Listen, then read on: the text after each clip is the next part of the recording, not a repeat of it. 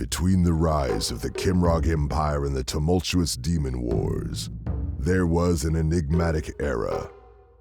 A time when brave souls traversed oceans and continents in search of glory, riches, and power. Let us tell you of the days of high adventure.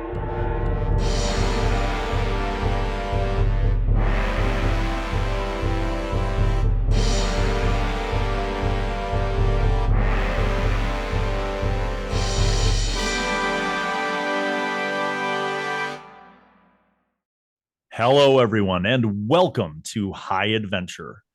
The brothers Zhen have been joined by Durant Molarkin, and they have, at long last, arrived at the island of Amron, although they're quite dismayed to discover no records at all of their family's holdings on this island, further discovering that, in fact, everything seems to have been false.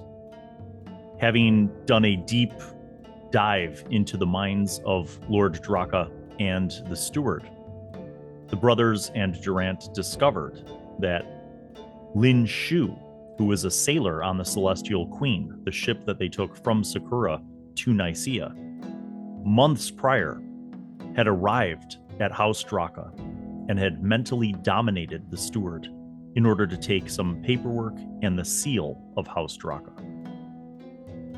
And I believe that is where we left off, everyone. So, you are in House Draka. You're in the manor. The lord of the manor and the steward are still very compliant with you due to the mental domination that you have. What would you like to do now? I think Cade just kind of starts at the revelation of all these things, starts pacing a little bit, and like he's got like a lot of kind of like a shock and bewilderment, and it starts turning into like more other emotions, like a little anger, just other intense emotions, because he feels like his family was set up, and part of that cost was his sister dying, or seemingly dying now that she's maybe not dead. Calm your storm, brother. I will find this man and I will kill him. To be clear, Cade, you are fairly certain that Lin Shu was among the many people who drowned. Yes. Who did not survive. There were a few members of the original crew that survived the shipwreck. Among them were Zhao Chen, the cook. Yes. And I think the Captain Fu. Yeah. And they are all alive and well on Tizia, with the rest of the crew who survived and your other Tizian allies. Yes. But Lin Shu was not among those who survived.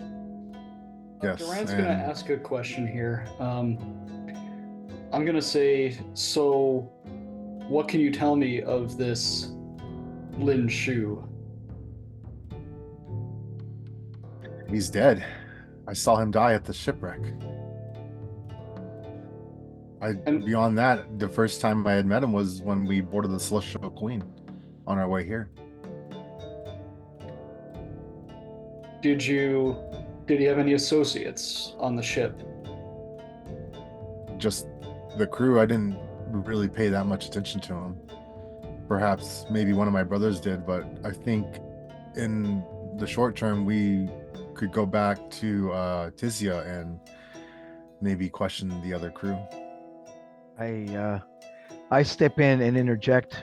I say to Durant, I remember having a big drinking event with the crew, and I can't recall if he was amongst the ones that were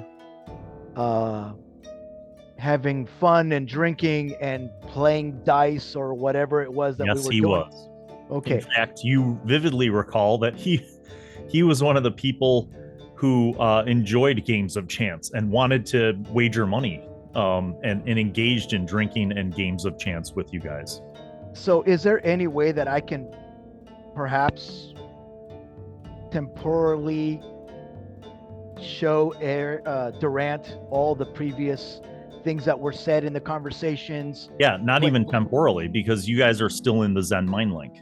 Okay, So okay, that's true. you basically recall and provide Durant with, you know, these visual flashbacks from your memories of interacting with Lin Shu, and, you know, seeing him work on the ship and seeing him in the mess hall and playing, you know, dice games and drinking and all that stuff.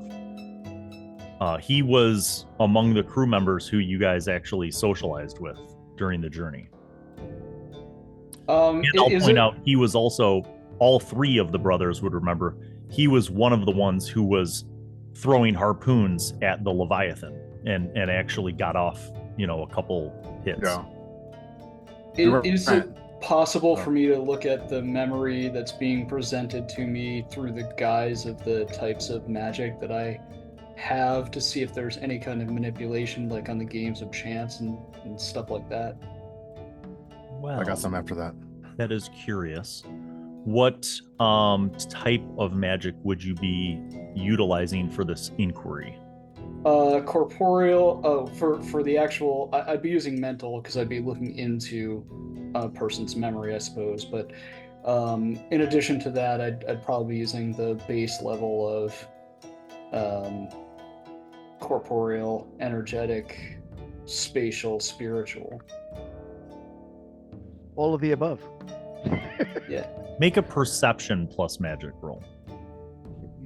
Perception, magic, 7 dice.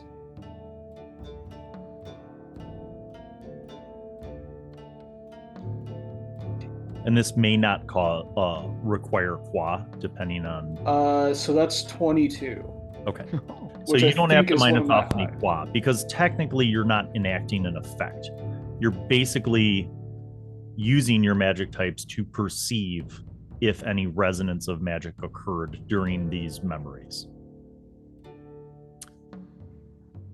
This is where it gets interesting, because in season 1 we played with D&D 5e, so the brothers didn't necessarily have these magic types, but in the translation into Archons and Acolytes, you would perceive that Lin Shu on a couple of occasions used mental magic on the crew and the brothers to basically create the illusion that he had won in some of the games of chance, and also to create the illusion that he had drank way more than he had actually consumed.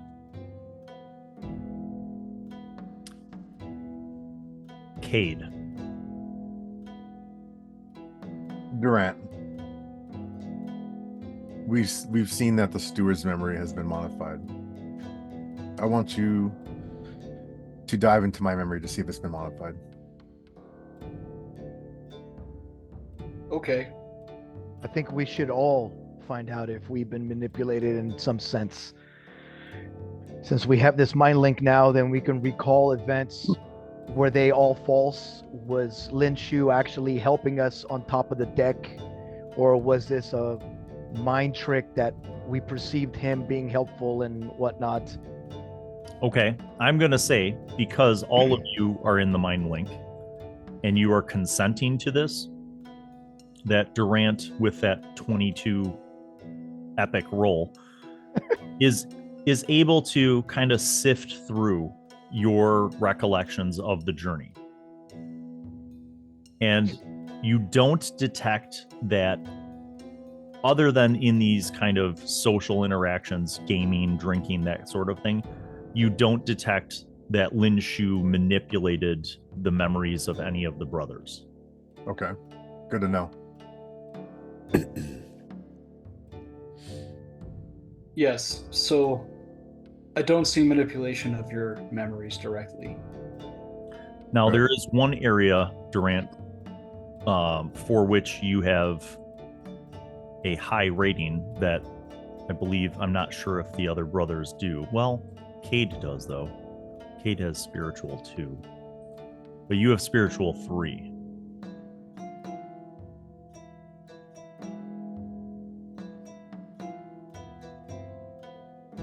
I think for you to perceive this, though, you would need temporal and spiritual. Well, the question is, Shao Zhen has temporal 3. Correct. So, Yeah. and the only reason why I'm positing this is because you guys said that you wanted Durant to go back and kind of do a deep dive to make sure that none of you had been tampered with, right? Correct. Okay, so I'm gonna have 2 people make rolls. The first is going to be Shao Zhen. You are going to make a willpower plus magic roll. Power plus magic. Woo woo. 6 dice.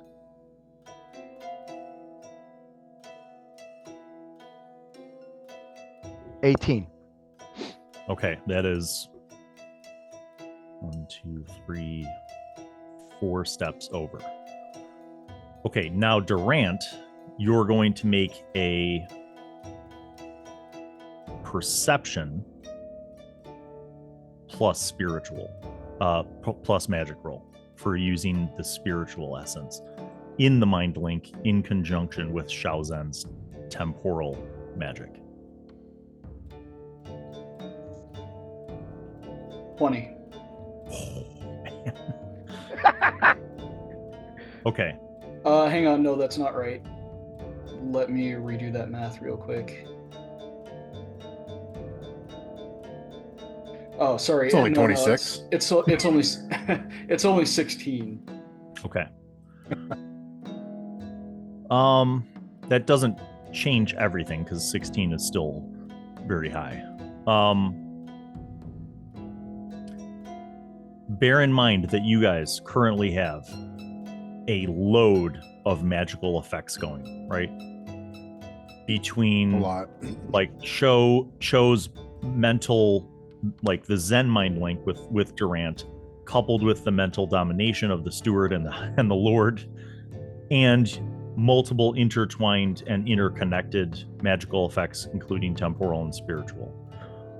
As Durant, as you do this deep dive, and this, let's just say, like a virus scan almost, you know what I mean? You're basically just brain scanning each of the brothers. What you recognize is not, in fact, a mental aberration or any sort of mental anomalies that would indicate that the brothers' memories had been manipulated. But what you see when you look back through Shao Zhen's memories is something that was recurring before they even got on the ship and during their time on the ship. And what you see is Shao Zhen practicing martial arts with his little sister and teaching her like the mental focus within the martial arts. And you see something that you see within his perception, and that is a powerful spiritual resonance.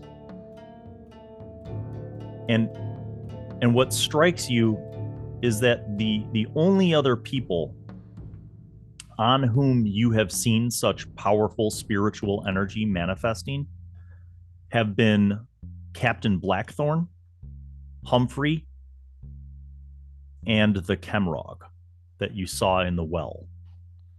Okay. And you see this aura, this magical aura around Li Mei, around their sister.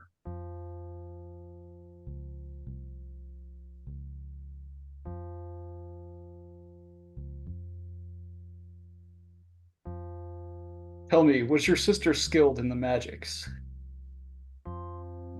Not that I'm aware of. I see.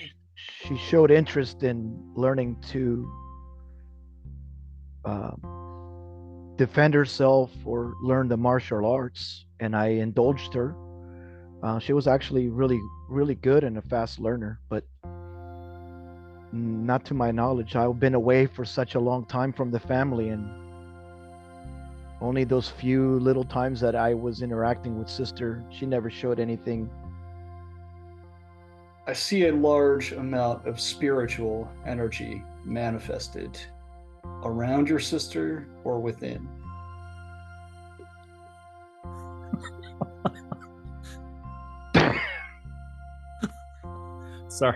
Sorry for those watching the show in the chat.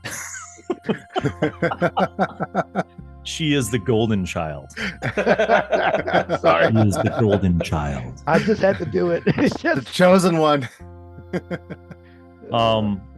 Yeah, you guys, the brothers Zhen, you had no sense that your sister had any magical potential.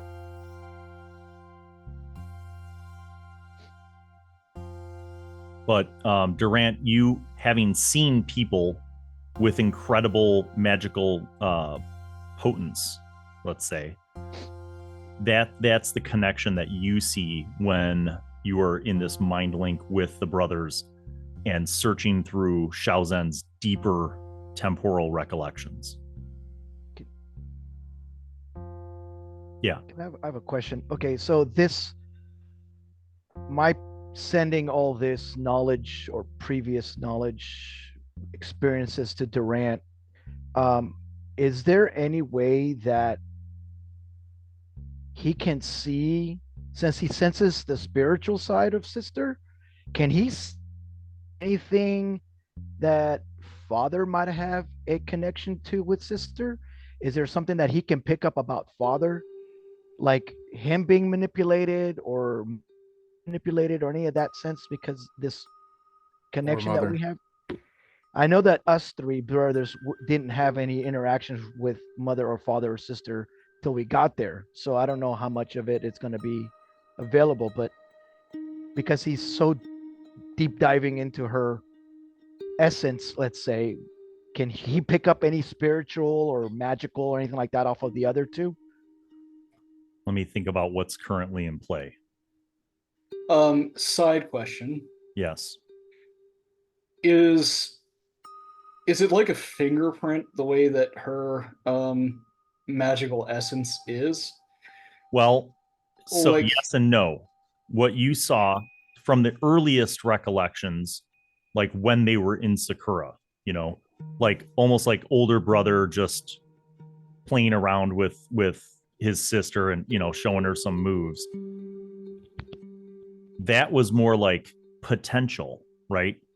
And then as they spent more time together and as they left Sacura and they were on the ship, every one of those little training and sparring sessions and meditation sessions, you saw that magical potential creeping up. Okay. I guess you could say the resonance is in a manner of speaking sort of a fingerprint. Is it unique? What you sense too is that fingerprint changes as a practitioner of magic evolves. But is it like unique to that person? Like could there are elements of it that are, yes. A spiritual imprint is has some elements that are unique to that person. Now, because you have spiritual magic at level 3, you also are familiar with the fact that people can enhance their spiritual presence or dampen their spiritual presence. Vis-a-vis, you, like with any magical energy or magical type, a practitioner could reduce their resonance if they're intentionally doing that to effectively cover their tracks. Do I get the sense that the imprint is hers or an imprint of some other outside individual? You know it's hers because of the fact that Shao Zhen has a deep well of temporal magic, and you were able to gaze beyond Nisia back to Sacura. Okay.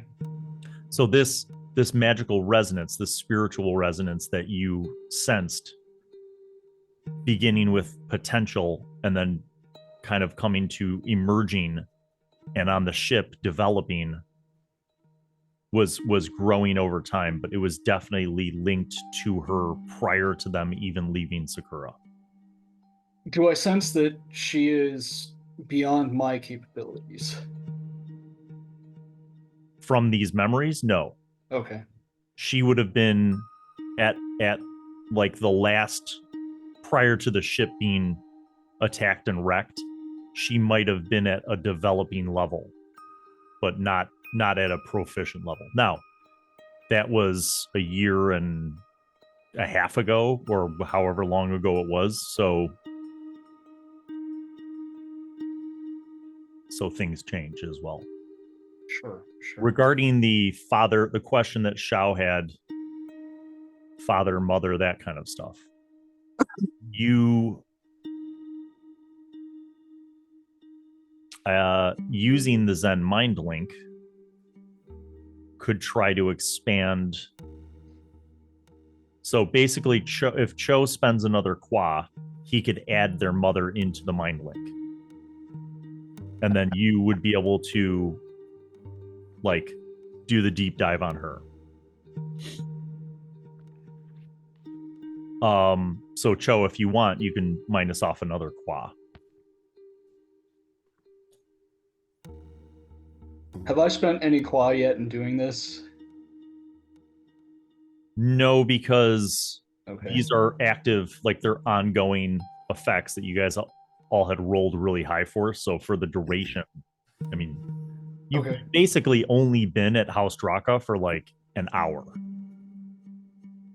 And we're not even talking to Lord Draka anymore. Right, like the NPCs are literally the most NPCs that could ever NPC. Like they're just standing there, like smiling happily, waiting, because they're mind controlled. So I tell the steward to go make us some tea. He's like, "Oh yes, that's a great idea," and he goes off to make some tea. And food, and yes, drink. Yes. About what time is it now, Bill? I think you guys had gotten there midday.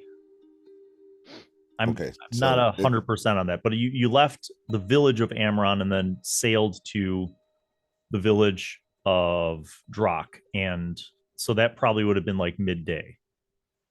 Yes, Cade. I want to activate Ghost Sight. Okay. And just kind of keep an eye on our surroundings. All right. It's probably good one of us does that. Should I roll? Because I want it to last as long as possible. Yeah, go ahead and make a roll. A paltry 20. Okay, that's enough to make it last for 4 hours, and you can go sight everybody in the room. So, like... Yep, that's fine. Okay. You do not sense any spiritual activity or resonance of in anything this else. room. Now, I don't know if you remember me mentioning the description of his office, but like when you enter the manor off to the left from the foyer was his office, kind of in the front corner. And I told you that there were windows on both sides, a lot of natural sunlight. Make a perception plus magic roll, Cade. Perception plus magic. That's 3, 7. Okay. Let me clear these out. 1, 2, 3, 4, 5, 6, 7. 20 again. Okay, so you're like, all right, everybody have ghost sight, good, and you're like kind of looking around the room, but checking beyond Durant, you see out the window, and I don't know if you remember me mentioning that there was a big stone tower on the grounds in addition to the manor. Okay, well, as you guys had walked up, you saw the stone wall. You went through the gates, crossed the grounds. There was a manor and a big stone tower. This 3-story tower is radiating spiritual energy. Radiating. What? You're literally you're looking around at the guys, and like you just kind of look over Durant's shoulder out the window, and 100 feet away from the manor house, you see the big stone tower, and you see with this spiritual ghost sight overlay just a glow. Just a huge glow of energy. It's like, is it blinding? That bad? Not blinding like what you discovered in the White Furs cave, but but there's definitely things going on. The steward goes off to get some tea and food. What else? The Lord's still here, though? Yeah, he's just standing there. I will Lord Drop. pull Mother into the conversation. Yes, that is there. She's a bit caught off guard at first, but you gently speak to her telepathically. And I will also nudge Lord Drak to prepare our inheritance for us along with paperwork before we leave.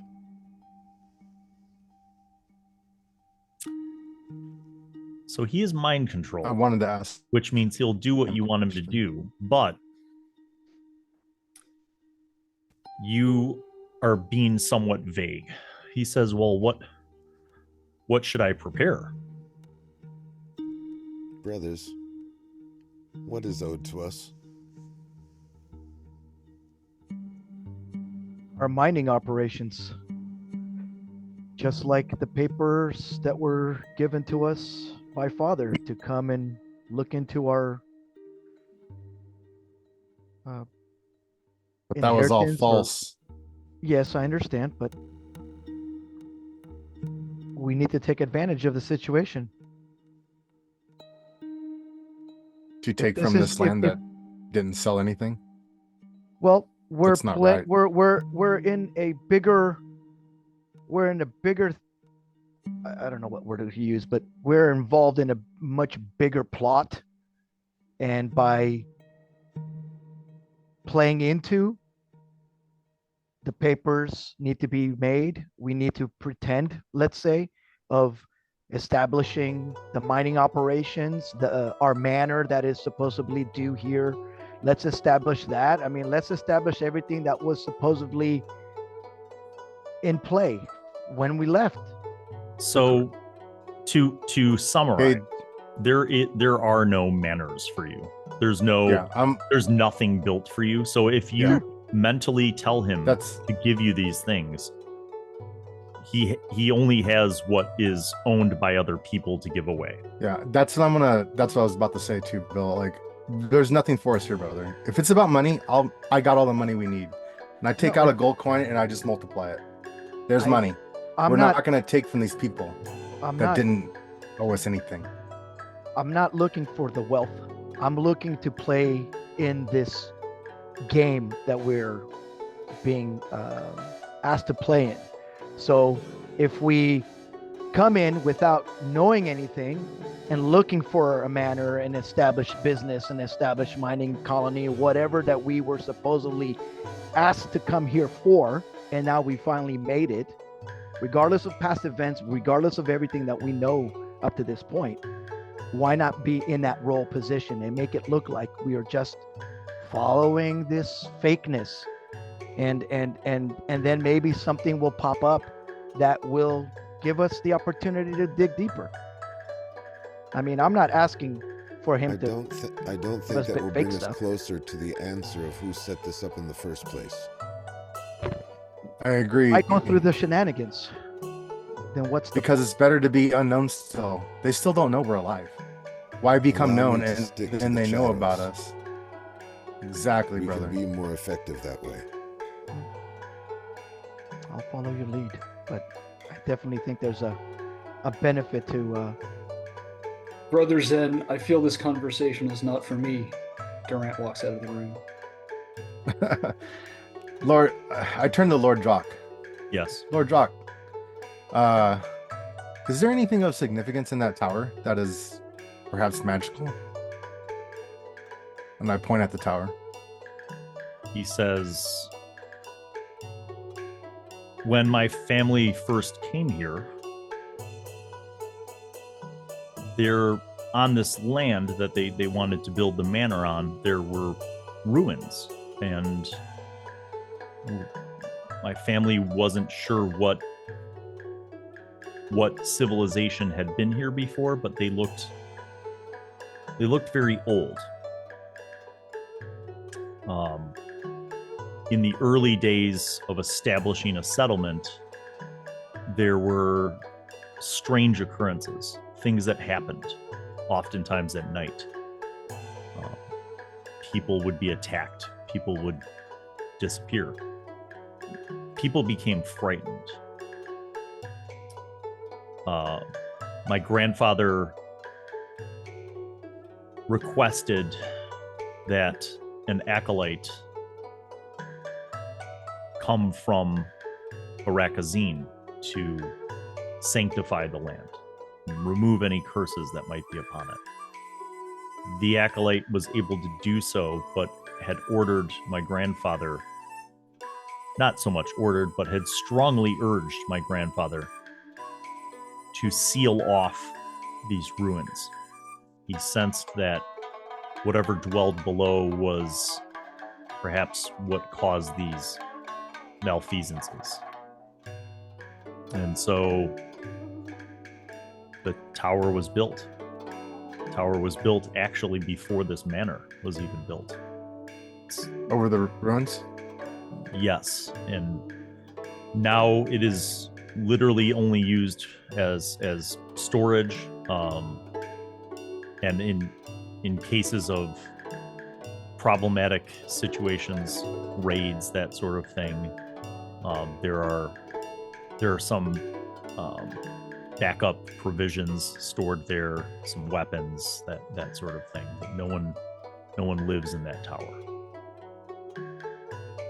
He says we have been blessed to not have any problems since that tower was constructed and then consecrated by the holy men from Arakazine. Well, brothers, that's quite the thing that we just discovered. Should we investigate that? Perhaps it's something we could alleviate them of this problem that they've had before. Since we're all still oh, sorry, go ahead. You could, but as Cho had conversed with your mother and Durant, right. You're still in the mind link. Durant, go ahead and make a perception plus magic roll.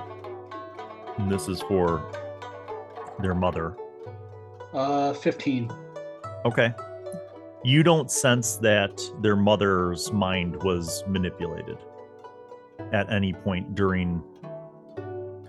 prior to their departure from Sacura or the journey towards Nisia. Have I looked at Cho's mind yet? Has this happened? Yeah. Well, I mean, you're in the mind link. Do I see those things that he had walled off in the last No, in the because last session? you didn't roll high enough. Okay, fair enough. However, the only thing that you have not accounted for was in trying to search for their father.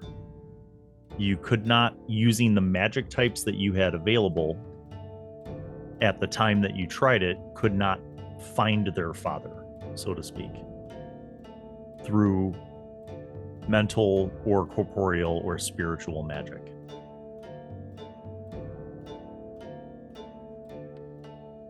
What you haven't tried since then is in conjunction with the temporal magic that Shao provided you, is to search for a resonance in the same fashion that you did with their sister. Okay, I would like to do that then. Okay, make one more perception plus magic roll.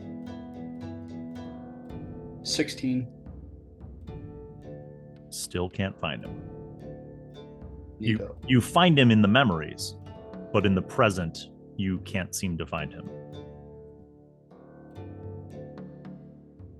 And you aren't sure why that is. You're not sure if that's a spiritual connection kind of thing, or something having to do with something with him, or something on him, or his state of being. You're not really sure. Has Durant mind linked with me? Yeah. But I mean, in the sense of my full memories with father's interactions in the past, that might going back even further just to see maybe that would aid him in understanding and piecing together things that we don't know right now, but that would lead him to get some kind of experience or knowledge that I might be overlooking.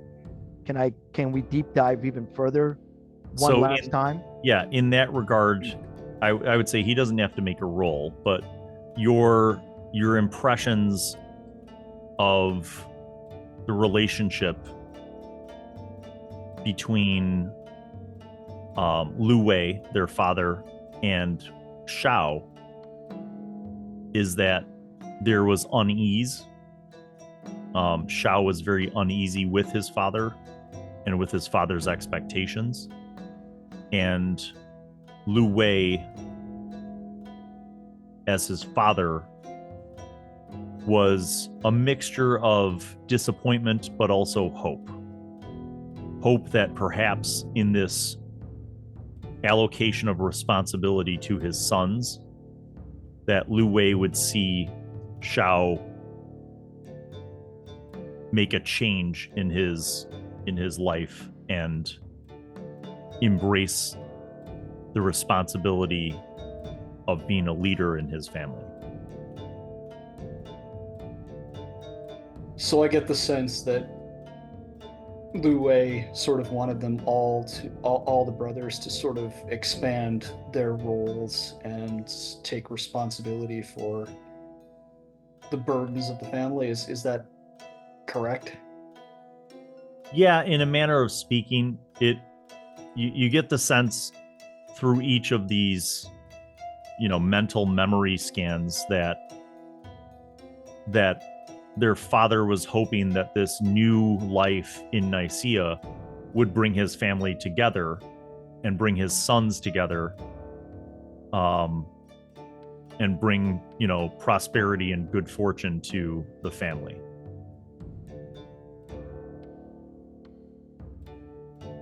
Okay, I mean, I'll share as much out loud. Okay. Not to dwell on a lot of this old stuff, but is there any way that as being a monk, somehow spiritually, can I connect with our ancestors somehow with having all these things since everybody's, and can I sense anything as far as ancestors that can help me deduce whether, or help us locate father additionally on top of that? Like it's like an outside help since we're not able to do it ourselves. So in theory, yes. Okay. In reality, you, Shao Zhen, don't have strong enough spiritual magic to pull that off. And Durant might have strong enough spiritual magic to pull it off, but hasn't rolled high enough yet. So doesn't have the connection to the ancestors. And I'm only explaining this in meta because it's because of the mechanics of the game. I want you to understand that it's not me saying no, it's me saying it's possible, but you're not quite there yet in terms of character makes sense level ability. Okay. Yeah. So would through the mind link, would Cade have mentioned anything about the tower? Well, I guess we've heard the tower mentioned out loud at this point. Well, I mean, I was talking about it out loud to my brothers, but you said you had walked out of the room. Yeah, right. I'm just wondering if I had picked up anything of that. I'll still clue you in. I'll still clue you in over the mind link, what I said. Right on. Okay, Durant would like to get eyes on the tower. He's walking in the stranger's house. Me too. And well, I'm not. You all have ghost sight thanks to Cade's fantastic level of successes. Oh, by the way, minus off 5. You guys are welcome. I did. So did you get my earlier question, Bill? I did, maybe not. A lot of stuff going on. Yes, you guys each got 2 XP in the last session. Okay. Well, so you want to blow what I said. You want to blow yours on that? All right, update your sheet. Yes, I do. Minus off your XP. Yes, I will.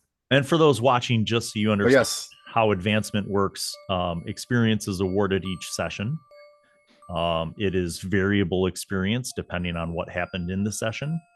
And then players can save up experience to increase their ability scores, knowledges, magic types, or skills with their experience, because there are no levels in this game. So everything, Screw levels. your experience is basically currency that you can use to improve your character as you see fit. So that said, what else do you guys want to do? Some tea and food arrives. You guys have tea and food. Show your mother. Yes, Go ahead. I apologize to Mother for wasting her time. and She's just she's just glad to hear from you and to know that you are well. I'm assuming that you're not taking this opportunity to explain to her that your family was entirely betrayed and that there are no family holdings on the island of Amron. Okay. Not yet. I Because by the figured. time we're done with Amron, there will be holdings. Okay, I figured. All right, fair enough. And just as a point of order, if I'm not mistaken, you guys already kind of positioned yourself to be able to conduct trade. Yes. And mind controlled or not, Lord Draka is receptive to the idea great allies. of creating trade with Tizia, with you. So Great allies. Tell Yes. me, are there other great allies? Well, Lord Ernest is has trade with the Crown, so he has partnerships to trade with some of the noble houses of Kamamep and the Crown, which is the government of Kamamep.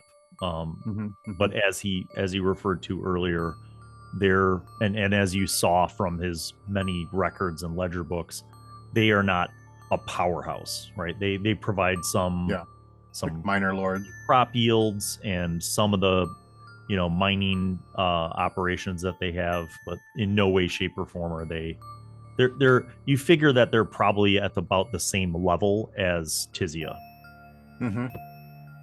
Other than the fact that they do have some established links to trade now. Yeah. So Well, boys, trying to get a sense of the major political powers in the area, right? So we've got the Crown on Kamamep. Yes. And the admirals the are admirals. the kleptocracy of Kuap Vogam. Correct. Tizia, well, basically right now, Tizia is a free democracy. There's no, it's basically autonomous, and the brothers Zhen and their allies on Tizia have, some settlements, and there are some homesteaders around the island, but there's no formal government with Tizia right now.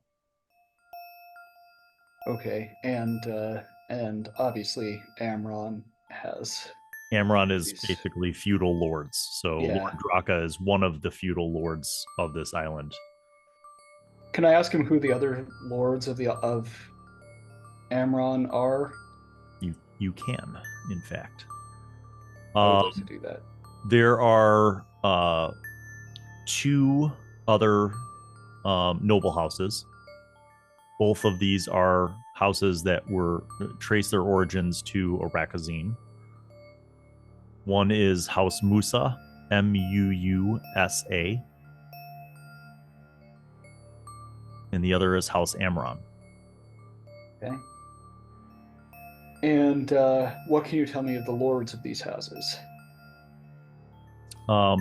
Like House Draka, they all trace their lineage back to Arakazine, to the ancient kingdoms. So they're old families, and that they, 25, 30 years ago, established this feudal society on this island. Originally, House Amron had the strongest resources and investment in the island. However, their noble family kind of pulled back from providing resources and people, and over time did not invest as much in the development of the island. So they're still around, but they're not like... Correct. So House Amron has their manor in the village of Amron. House Musa is in the north, and they have a small hamlet. Basically, they're more of a rural noble house with a collection of a few dozen families that mostly farm on the north side of the island, north of the lake. So you guys, when you stopped, you stopped in the village of Amron first, and the village of Amron is right next to a freshwater lake, and House Musa resides on the northern side of the island on the lake.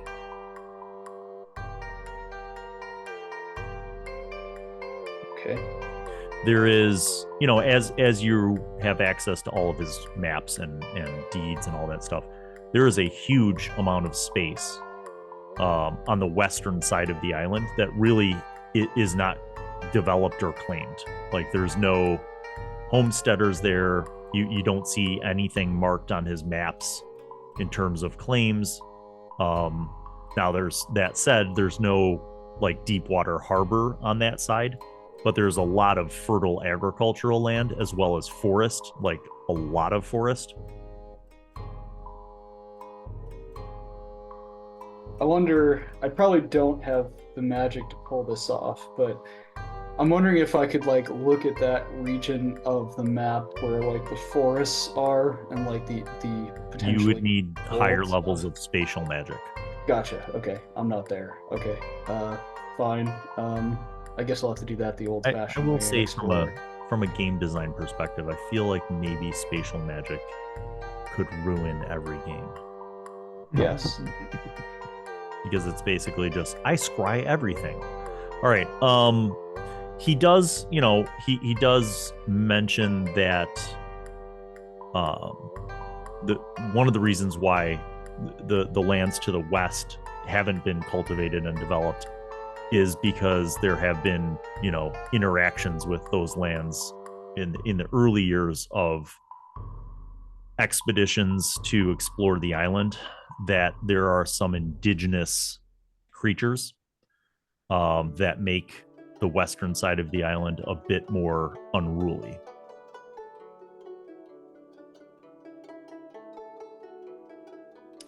And that is about all he would know. Does he know what kind of creatures? What he describes sounds to you like beasts. Basically, he describes that there are there are creatures who live in the open plains who hunt and have been known to eat people. There are creatures who live in the forests, and he says even to the north in the mountains that there are some creatures that used to come down from the mountains a lot more, but as the village of Drak has become more established, those incursions are fewer and further between. Can he describe to us what creatures look like from the north? He says, well, I have not had any personal interactions. He says, but in my youth, I recall my father sending, groups of militiamen to quell creatures that lived in the mountains. Some of them were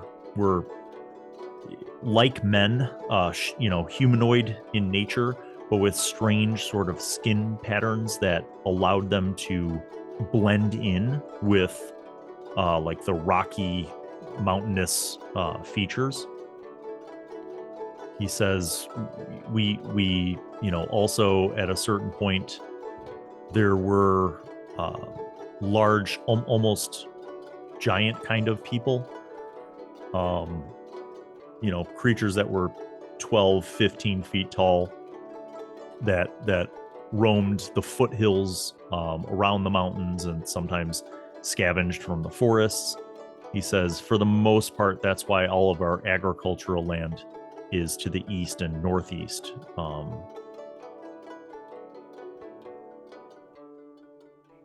I will tell him that other than acknowledging your new allies and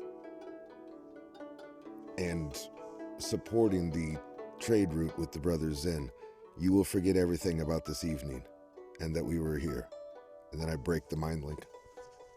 Okay. All right. Well, you're in Lord Drock's house, and you're drinking his tea and eating his food. Could we have waited on that part?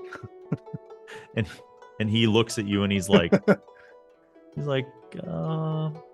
forgive me. Wait.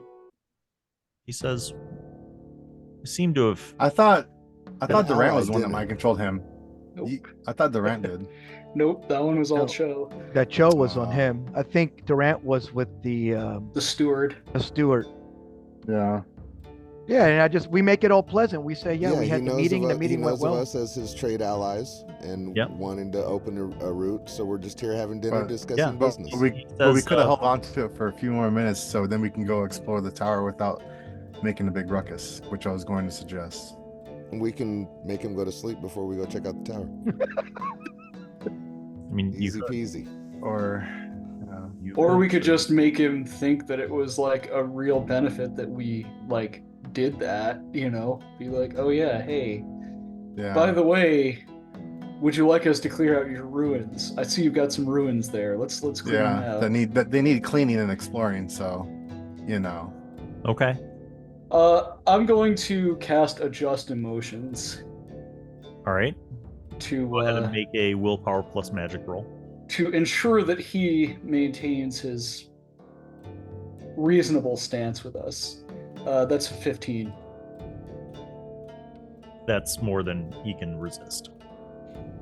Like, well, I am so pleased that we were able to develop this discussion. He says, I look forward to our trade between Tizia and Amron, and he says I'll start looking into options.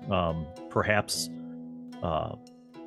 some of my trade partners on Kamamep would be willing to lease us the use of some of their ships so that we can really get this operation going. I'm so eager. It's really very exciting, and I'm so grateful that we've come to this agreement. Truly. He just seems to be in a great mood. By the way, I believe you mentioned something about the ruins under the tower needing Yes. to be cleared of some kind of. He says, "Did I? Yeah, sure. If that wouldn't be a problem for you, that would be such a great service that you would render to our house." We will gladly undertake this. Perhaps for my share of the profit, you will make a donation to a local temple. Well, of course. That would be. I'd be most pleased to do that. Absolutely. Why not? Could you let the guards know that we're going to go do this so they don't think of us as people? Of course. And he beckons the steward over and he says, let the guards know that these fine friends of ours are going to be going to the tower. The steward nods and he goes outside and you see him kind of talking with the guards. Ah, thank you. Well, brothers, Durant, anything else you guys want to do here? Let's be off and set forth to the tower. Let's do it. Okay. So, you guys walk out after having a little bite to eat and some tea. You walk over towards the tower and you see a 3-story tower. The stone looks old, as if it's been there for a while, maybe a few decades. And it has one door. You do not see any windows on any of the other levels. It has one wooden door with iron banding. And that is on the ground level as you walk up. I'd like to search for traps or an opening and investigate the lock. You do see one key, like a keyhole.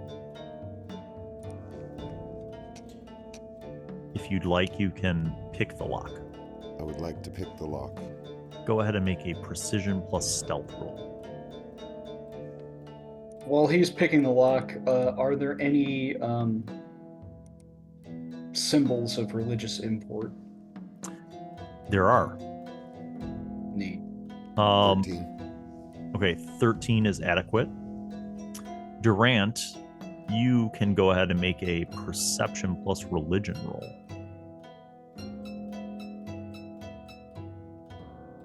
Uh, 17. Okay. You recognize a few of the symbols and words from previous things that you have seen. They seem to be inscribed in Ancient Dominion, which tracks with some of the other magical runes and inscriptions that you've seen. And basically they are wards to keep whatever is inside. And you see above those that there is the symbol of Savak Boku and the symbol of Miwi Gosai. Miwi Gosai seems new to me. Indeed it does. Neat. So I just know that it says that, and I sort of copy down that symbol, but I don't yet know the meaning. I would say that you recognize that there's some affiliation between the symbols near Miwi Gosai and fire. Okay. So there's some association with fire. Okay, Yes. got it. So neat. Okay. Given that, I mean, I'll share what I found. But And just so you know, from a pictorial or like pictogram, you know, like that part of it, Symbolisms? like, yeah, the hieroglyphic kind of side of it. The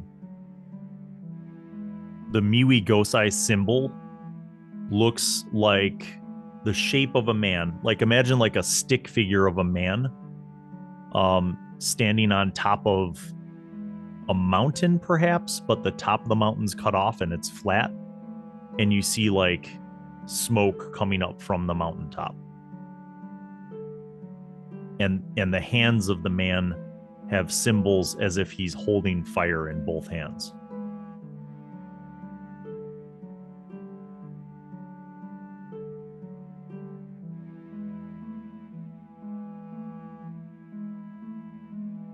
As we enter the tower, I'm going to whisper the words Devgita and cast Cheetah Speed on myself.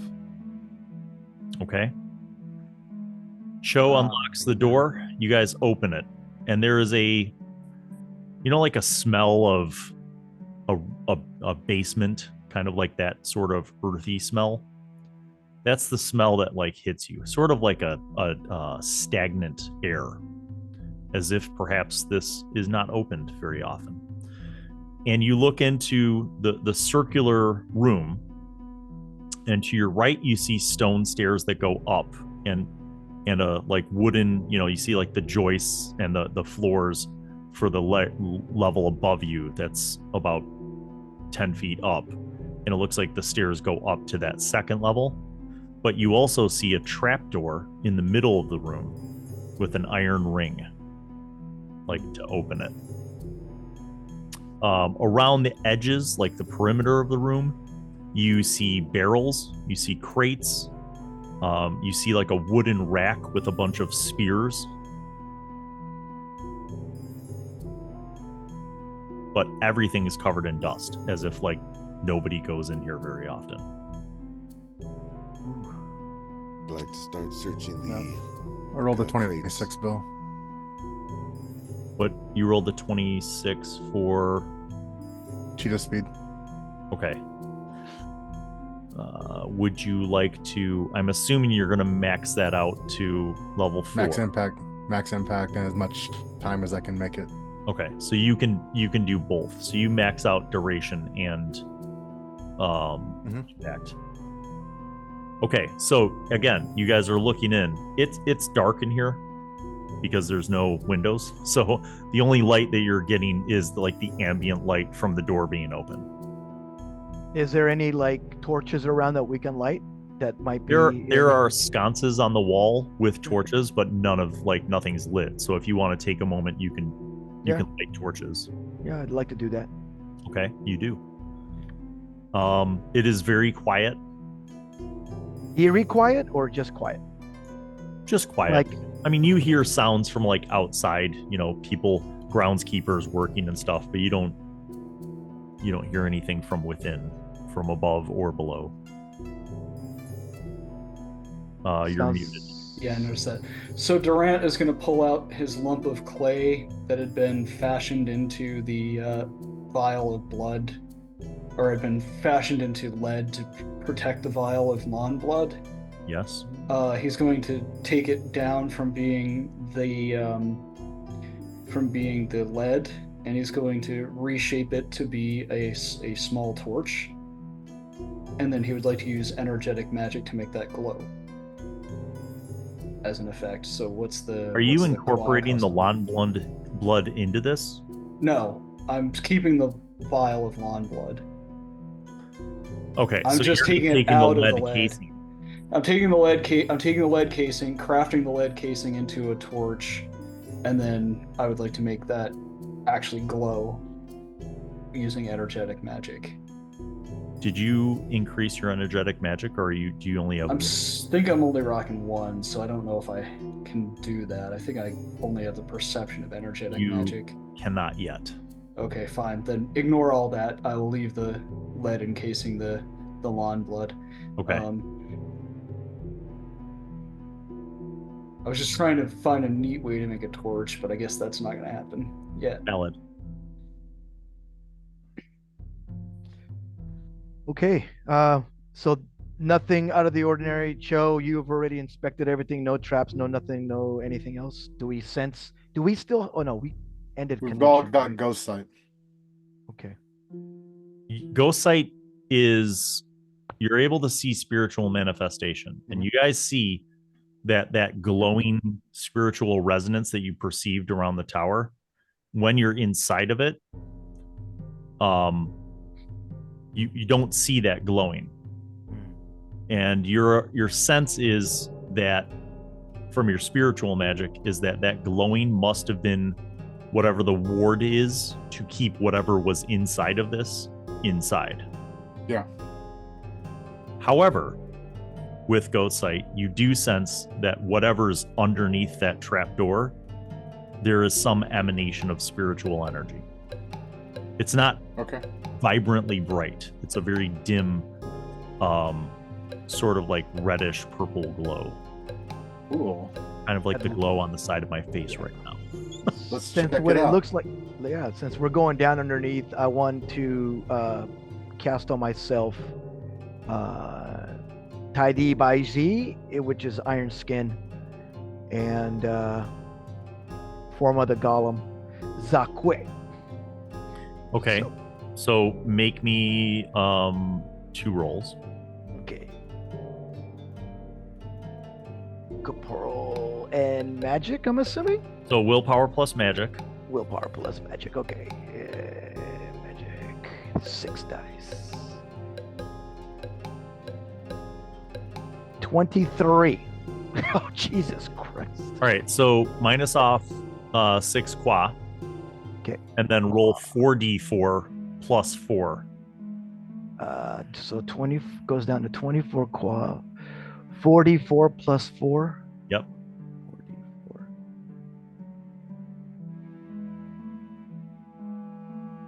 44. 14 total.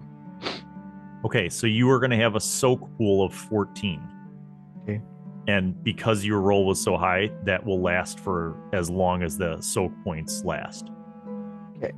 Normally it would be for up to 1 minute based on your spell, but because you were so many steps over, you can extend the duration. Okay, so that would be considered maxed out. It's like extra health, having 14 extra health points, right? Okay. Yeah, temp HP. Temporary. Right, temporary, but yours are hella temporary because of your duration. So so basically when you've depleted those 14, that's it. Okay.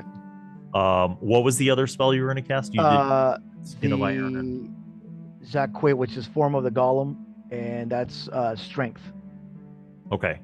Same Go ahead thing. and make a roll for that. You got to teach me that first one later, brother. We need to go over that. 17 on that one. Okay, so that can get you 3d4. Oh crap! I lost my. There we go. So roll 3d4 plus 3. And that will be for 4 hours. 11. Okay, so you're going to have a plus 11 to your strength rolls for 4 hours. All right. Anybody else want to buff before we roll initiative? Yeah, I want to do something. We're not go rolling. ahead, Durant. Go I ahead. just wanted to get your attention. So yeah, I'm going to use the scarf around my neck, and I am going to put out some kind of spiritual ward, with area of effect, so that it might act as like a spidey sense in a way. Oh, That's cool. Indeed, Durant Molarkin. Cast webs It's everywhere. never good when the DM uses your PC's full name. I never felt good about that. No, it's never good. All right, let's conduct this effect. Go ahead and roll willpower plus magic. Okay, it's coming from the scarf. Yes, Okay. Yeah, cool. I'm taking that into account. Okay. 17.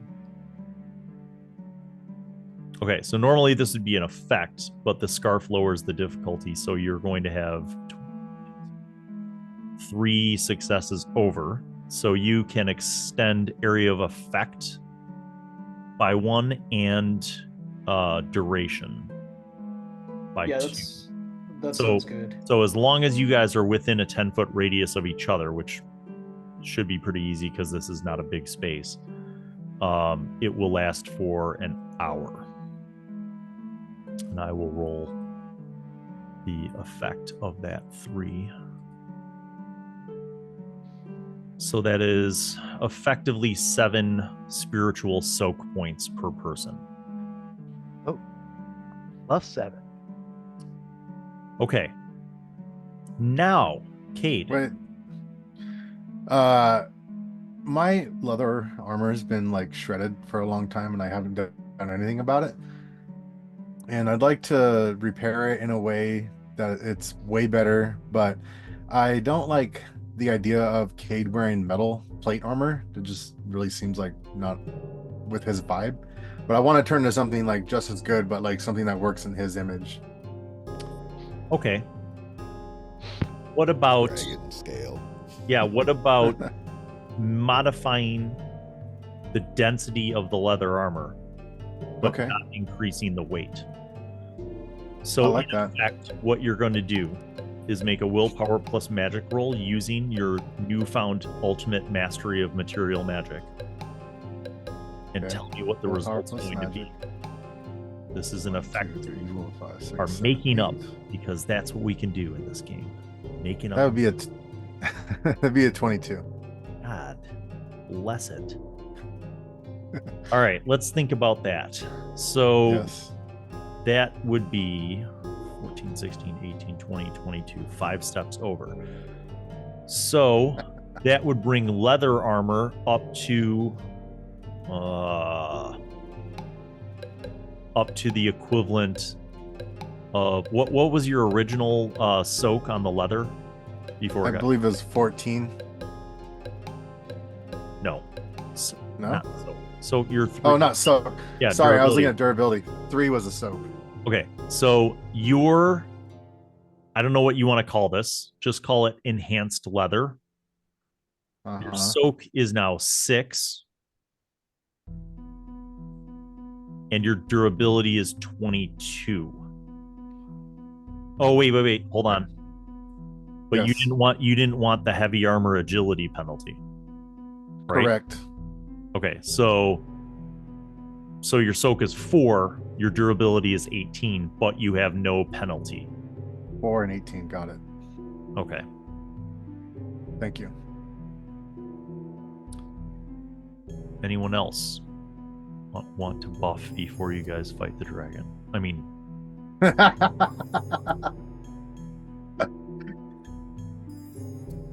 And bring it on. We also have Cade's plus 15 to our agility, correct? No, that's only for me. That's only for me. you. Okay. Sorry. Sounds good. Making sure, man. No, As for I'm sure, sitting here and listening to my brother spew off spells and all this stuff is going on, I'm fucking bewildered because I have no idea. I didn't know that I could do the mind link before the other day.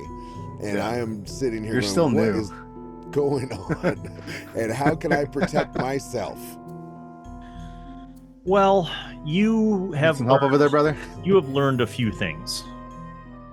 You have learned how to manipulate certain things about your body, how to grant yourself certain benefits to your endurance, your strength, your agility. Those are things that you feel you could confidently do. Something that you haven't played with yet, but you could enact, would be your understanding of energy as well. Yes, I'd like to. As I'm sitting here thinking and I'm watching my brothers protect themselves, I'm imagining a force field around me. And I just meditate on that. As you meditate on it, you hear in your mind. Go ahead and make a willpower plus magic roll.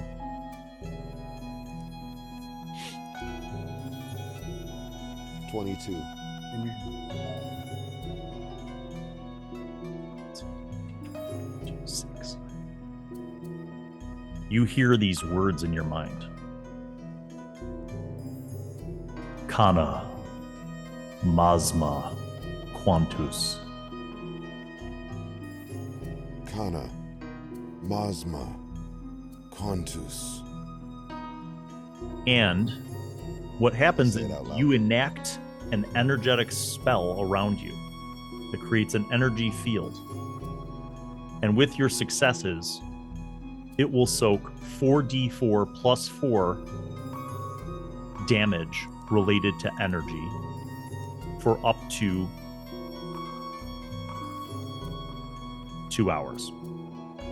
Excellent. So once those points are depleted, you'll have none of that benefit.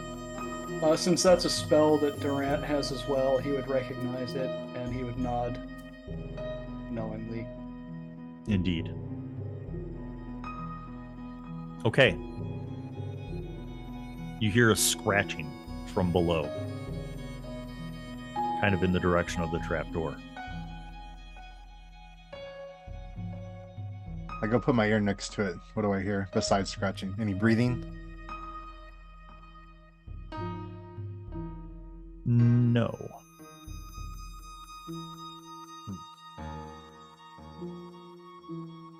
Something down there, some sort of scratching, maybe an insect of some sort? I can't hear any breathing.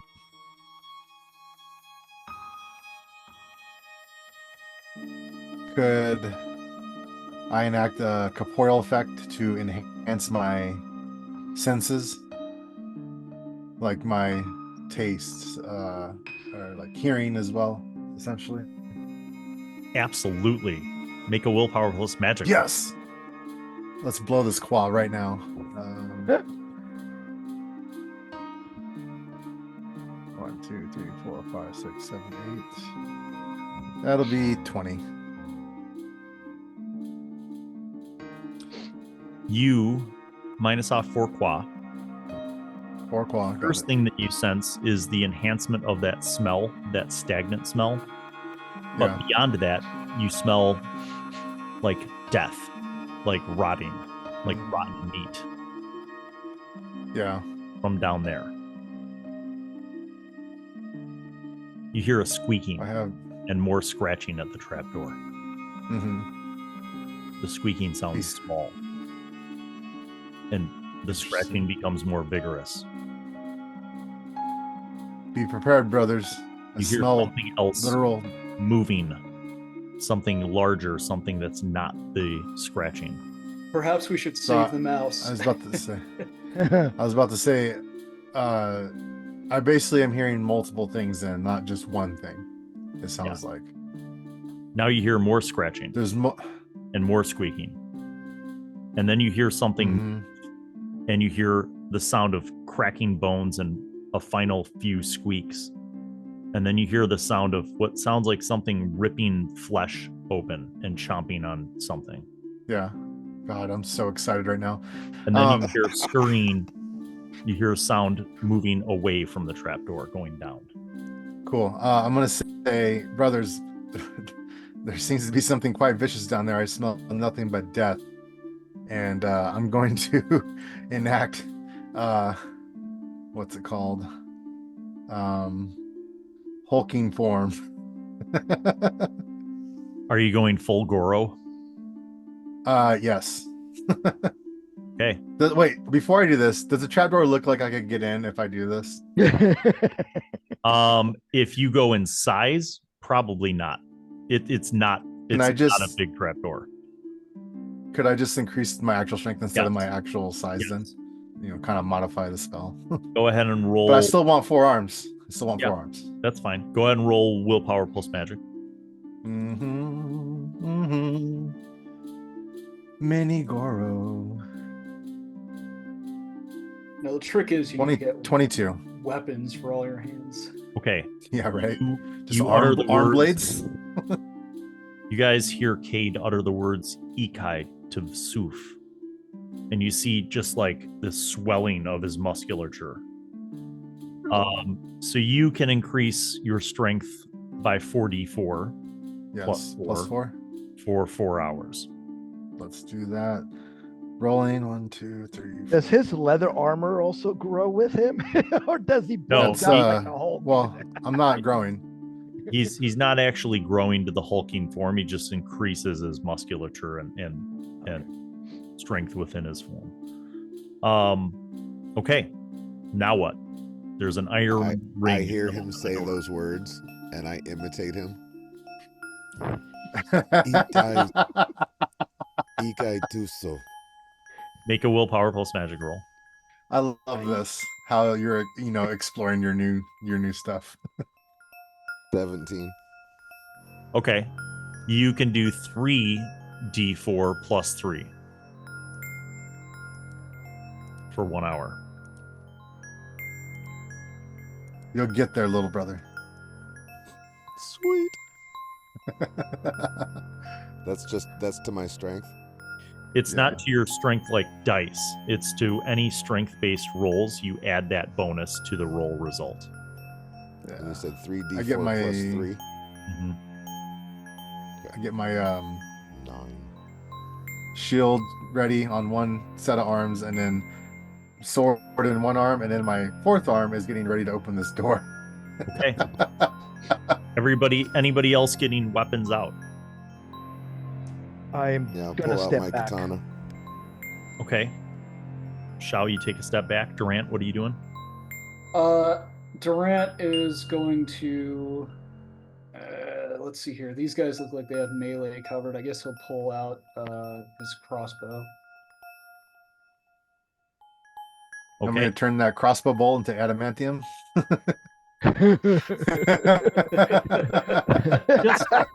Just to make sure I know where everybody's at. What is your current qua? I'll start with Shao Zhen. I am What's at your current qua, Shao? It's 24. Okay. And Cho. 29. Okay. And Cade. 25. Superb. Durant. 30. Okay. All right. Cade, you lean forward, and with your 4th arm, you pull the iron ring. And at first, it kind of doesn't give. Yeah. But I'm strong. You think it's because it's swollen, like, but you easily lift it. You can pull once, and then you pull again. And you open it up, and it creaks open. Yeah. Oh, that one more smell, thing. that smell, because of your enhanced sense, it hits you. You see blood and like half of the bottom end of a rat on these stone stairs that lead down, and the drops of blood lean down. But you also see like water, like damp, like as if somebody who was soaking wet walked up these stairs and then walked back down. Like there's drops of water and footprints, like not boots or shoes, like feet, like you would see if somebody walked across like a dry floor after just having gone in a pool. Yeah. These stone stairs go down, straight down, for as far as your torchlight can see. I think I only have 3 things activated right now that I'm concentrating on, right? Correct. I'm going to activate Owlsight to max it out my 4th. All right. You can. And I'm going to I want to try and extend that to everybody. And I rolled a 19 on that. Okay, 5 qua. Another 5. And as long as everybody remains within a 10 feet radius of you, that will last for 4 hours. All right. And I tell everybody, stay within 10 feet and you'll be able to see in the dark. You guys see that these stairs extend beyond your torchlight, but with your improved vision, you're able to see that they go down about 60 feet before they hit what looks like a cave-like floor. The walls of this stairwell are rough rock. Like they've been chiseled or like worked mining-wise? Like they were chiseled out of bedrock. Okay. They're not like the stone stairs look chiseled out of bedrock, and the walls are chiseled out of bedrock. Was there any symbolisms when Cade opened up the trap door? No. Was there anything only on the outside? Okay. The door on the outside. Okay. And you attributed that to magical wards that were meant to keep whatever was inside. Okay, cool. I'll take the lead. Shield out. Go ahead, Goro. Okay, you begin descending. Marching order. Durant is taking the rear. I'll be 3. Okay, so it's gonna go. I'll protect Durant. Shao. Appreciate it. And then Durant. Okay. Cade, you begin making your way down. As you're going down, you're seeing droplets of blood, like a rat tail. You see like the head of a rat, more blood, more of the damp footsteps. You get to the bottom of this stairwell, and you see a long cave tunnel that seems to go for at least 60 feet. Who has spatial magic of even 1 dot? Not me. I do. Durant. Perception plus magic, please. Perception plus magic. Well, that's a good one. Or for that matter, anyone with survival, but I'm not going to make you roll if you have a high survival. So if you have survival of 3 or 4, you can know this.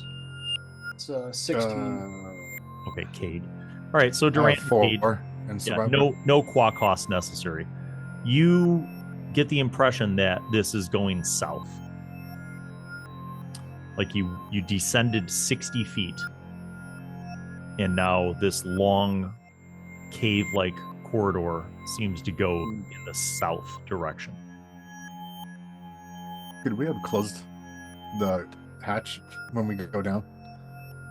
You could. Yeah, Durant did. Let's say we did that. Okay. All right, so you guys all get down to the bottom of this cave, and you're looking at this cave corridor that extends south for another 60 feet. Let's travel on. I believe it's the only way. You see the damp footsteps. You see, like, clearly there's more water here than there were at the top of the stairs, indicating that maybe whatever came and ate those rats was more wet when it was here than when it, first arrived. The footprints that we saw earlier, were they humanoid? Yes. Okay. You smell, however, at this point, a dampness. There's like a dampness in the air, a stagnant dampness, but definitely like a watery dampness. You begin to walk down this cave corridor, and you walk for about 200 feet. It's a long ways. And during this entire time, you see no evidence of anything man-made, really. Like as if this is maybe a naturally occurring cave. When, after 200 feet, the cave kind of splits, and there's a tunnel that goes to the right and to the left, but both kind of still heading south. Like one kind of goes southeast, one kind of goes southwest. Do the footprints go down one of them? You see that the footprints go southwest. And the cave to the southeast. I'm sorry, I'm backwards. Southeast is where the footprints go. Southwest is dry.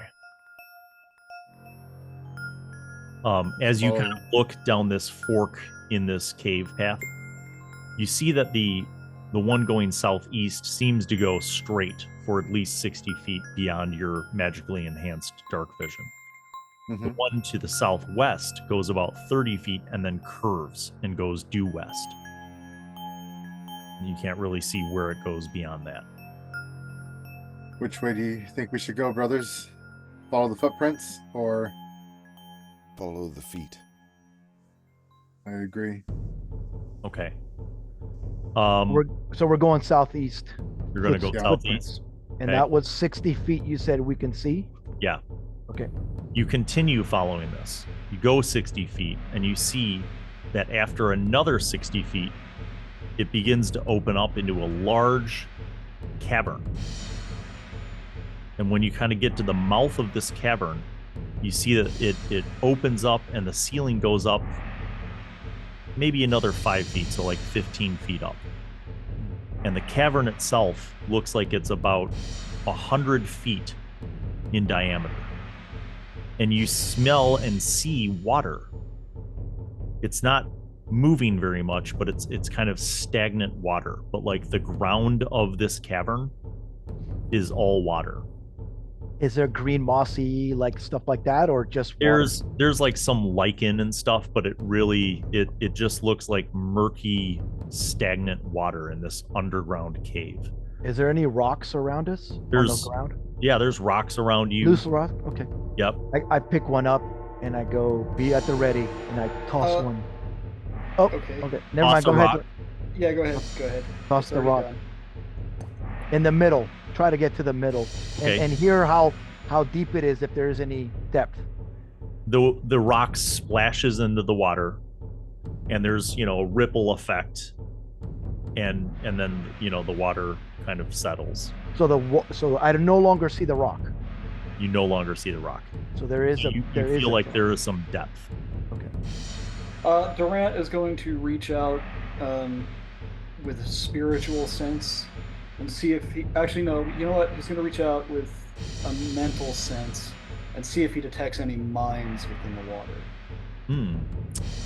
Go ahead and make a perception plus magic roll. Also, anything on the spiritual side with ghost sight?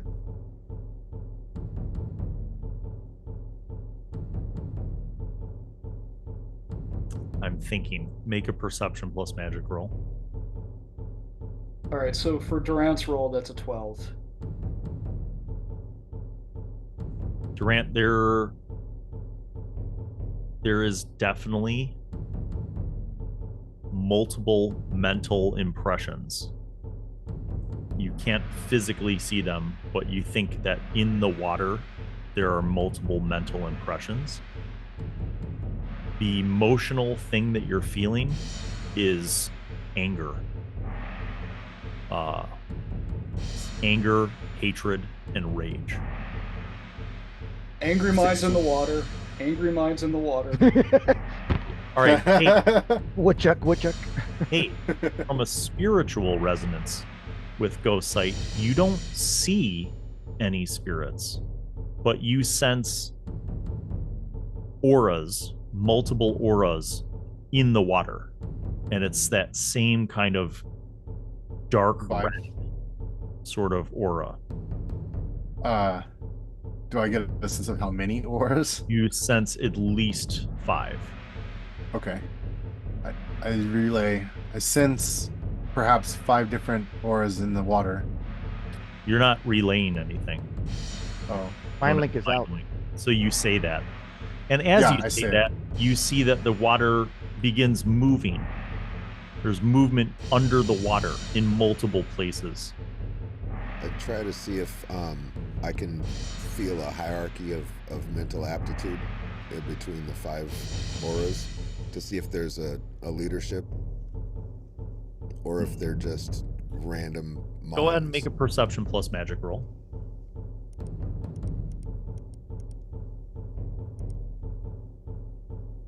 $12. You don't sense a hierarchy. I tried to link to one of the creatures. As you're trying to identify one of these, you guys see something float up. And it looks like basically a drowned corpse. It has some tattered like shirt and pants, but basically it's face down and it's bloated and the skin is discolored and it just kind of floats up about 10 feet away from you. Would Durant remember these things from the island, potentially from the description of Humphrey, Tugo, and... Yes, you do. Fantastic. You do. These guys bite. Don't allow them to bite. It's not moving. It's just floating. Sure.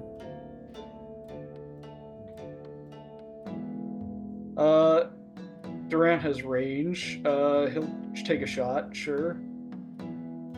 Okay. With the crossbow. Okay. It's not moving. You shoot it with a crossbow. Doesn't move. Crossbow sinks into its back. And it kind of like bobs a little bit from the impact of the crossbow.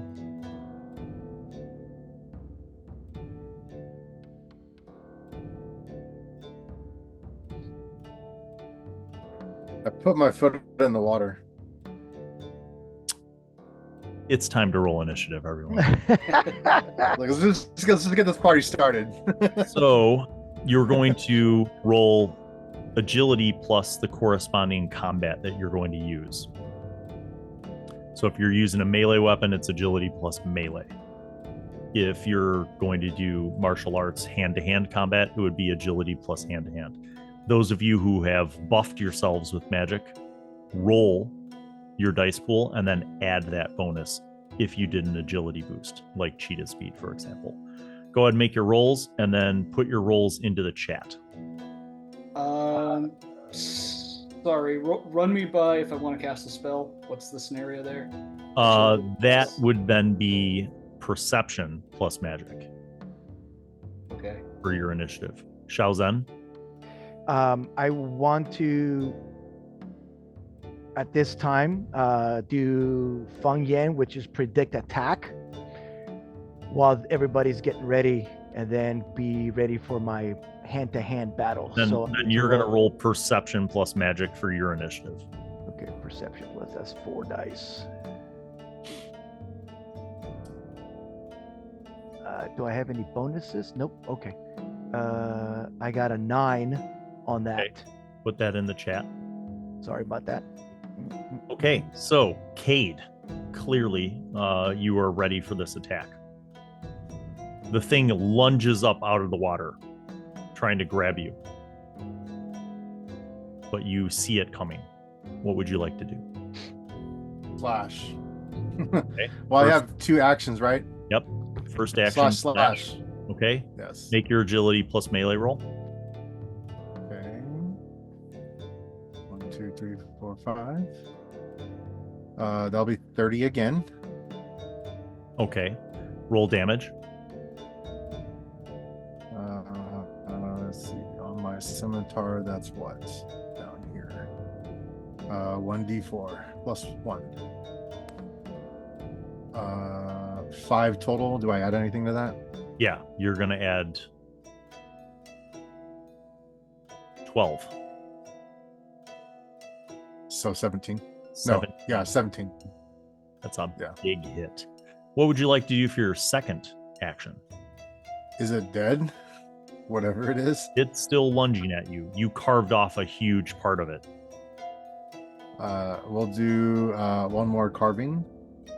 And to be clear, as this thing lunges out, what you see is exactly what I described. It looks like a bloated, drowned corpse. It's, some of its skin is partially devoured. There's like mollusks growing on it. Its hair is, some of the patches of its hair are missing. Most of it's just matted down. So I rolled 16 total on that one instead of 17. Okay. So that's 16. You cut it in half. Its legs fall Nice. into the pool. Its torso is still grasping out at you. Okay. Now we go to Cho. With my katana sword, I'd like to do both actions. I'll do 1 swipe and then reset and come back in the other direction. Okay, go ahead. Agility plus melee.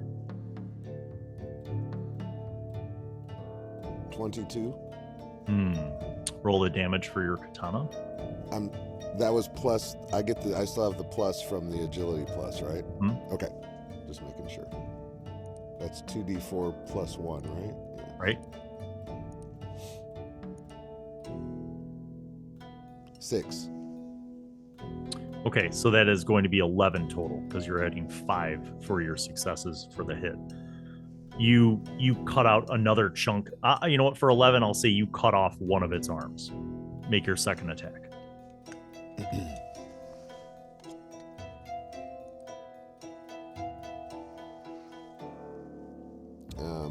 That would be 14. Okay, that is a hit. Roll damage and add 1.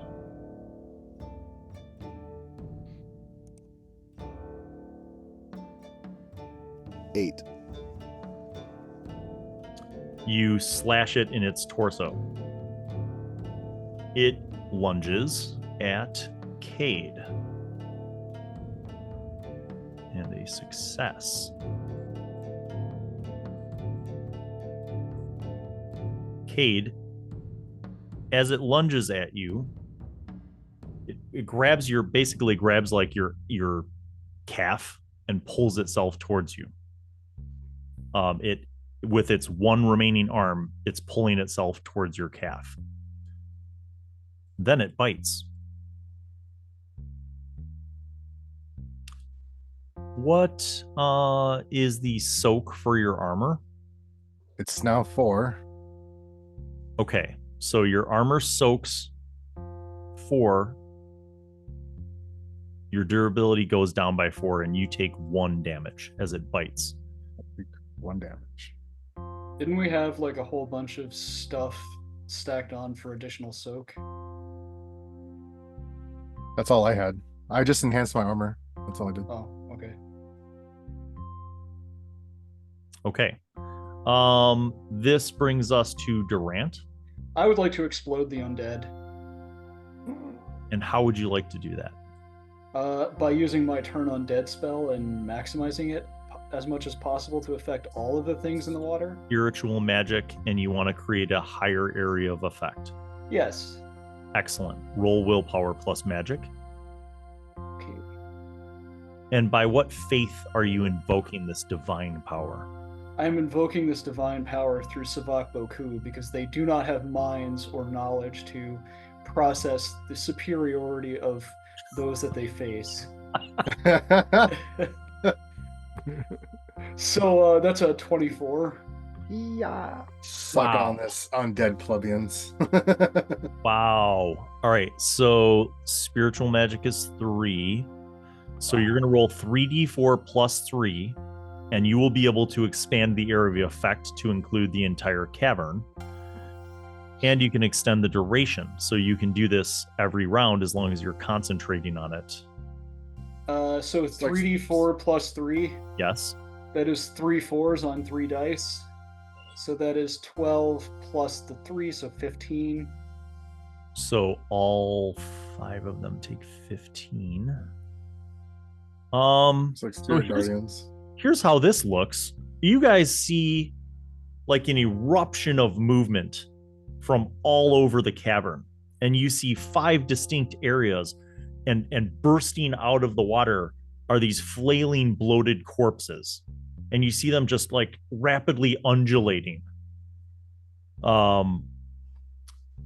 Your spiritual ghost sight also shows that red color is flashing intermittently, almost as if their spiritual energy, the energy that animates them, is being like jolted, like interrupted, almost in a stroking sort of fashion. Wow, that was huge. All right. What is the qua cost on that? So that's 6 qua, but you were able, because of the overages, you were able to expand it to cover the entire area of effect, and you can maintain it for a minute. So every round, you simply need to concentrate on that. You'll make another roll to affect the spiritual energy. Okay, great. Okay, this brings us to Shao Zhen. Oh, Shao Zhen. When I rolled my... Okay, so that was just a position of my attack position, Correct. right? When I rolled. So the predict attack and the Regal Moon Whirling Hawk is what I like to So attempt to do. yes, you could do that. There's My actions. you can do both of those. However, you can only maintain a certain number of magical spells or effect equal to your willpower. So you currently have 2. Okay. You have 2 things in action, right? You have the yes. Skin of Iron. Yep. Okay. And the Form of the Golem. So you could do one of those things Okay. with your first action. I'll do predict attack then. And then I just get into this stance and then shout out Fan Yin. And then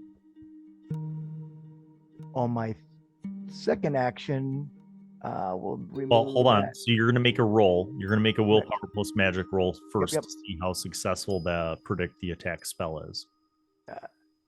6 dice. And that is a whopping 15.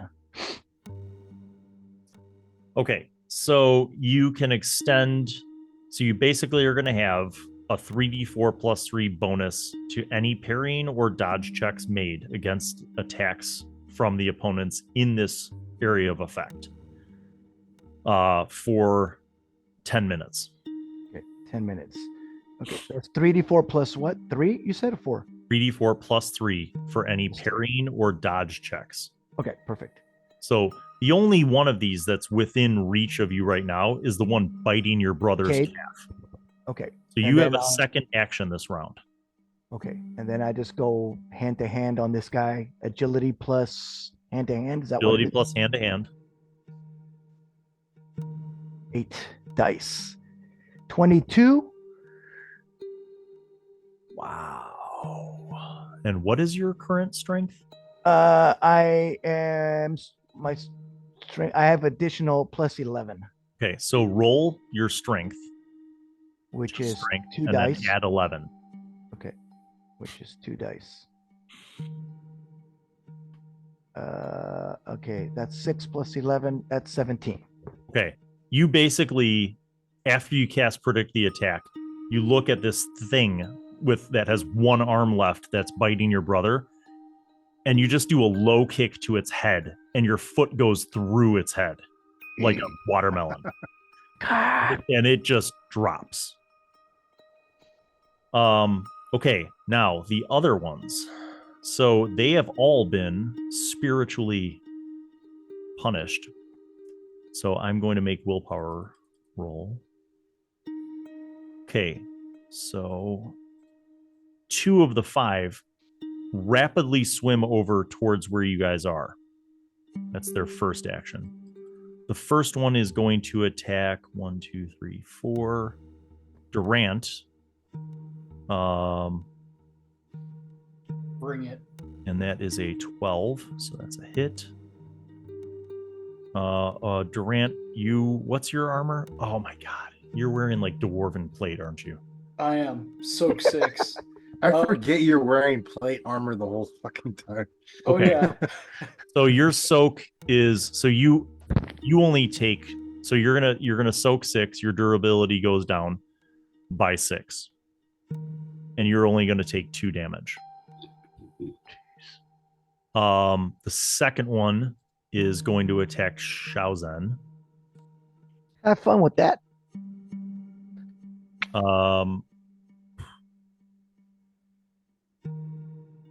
What was your bonus that you just rolled for predict the attack? Oh, the 3d4 plus 3 you said? Okay. 9? 3. No, 3d. Oh, no, 3d4. 7 plus 3 is 10. Okay, so it misses. Basically, one of them swims up towards you, and you just kind of step back. Like, you know that it's coming for you, and you just step back a couple feet. Okay. And that concludes, and those are the only 2 of the 5 that were able to act this round. So that brings us up to the top with Cade. Question, Bill. Didn't we have Yes. some temporary hit points or something along those lines? Should we be deducting from those first? Yep. We did. Whose soak pool was that? I That rolled a was Cho's. 14. Oh, that. Cho has a soak pool as well. Yep. That's the force shield. Yeah, but I don't think anybody else does. No. I don't Well, remember. So, What was the thing that I did with the scarf? oh, you did. Yeah, I Oh. gave everybody some, I thought. I thought that was like a spider sense type of thing. That's what I thought I understood it as. Well, that was my intention, Spiritual. but Bill said something about temporary hit points or something when I did that.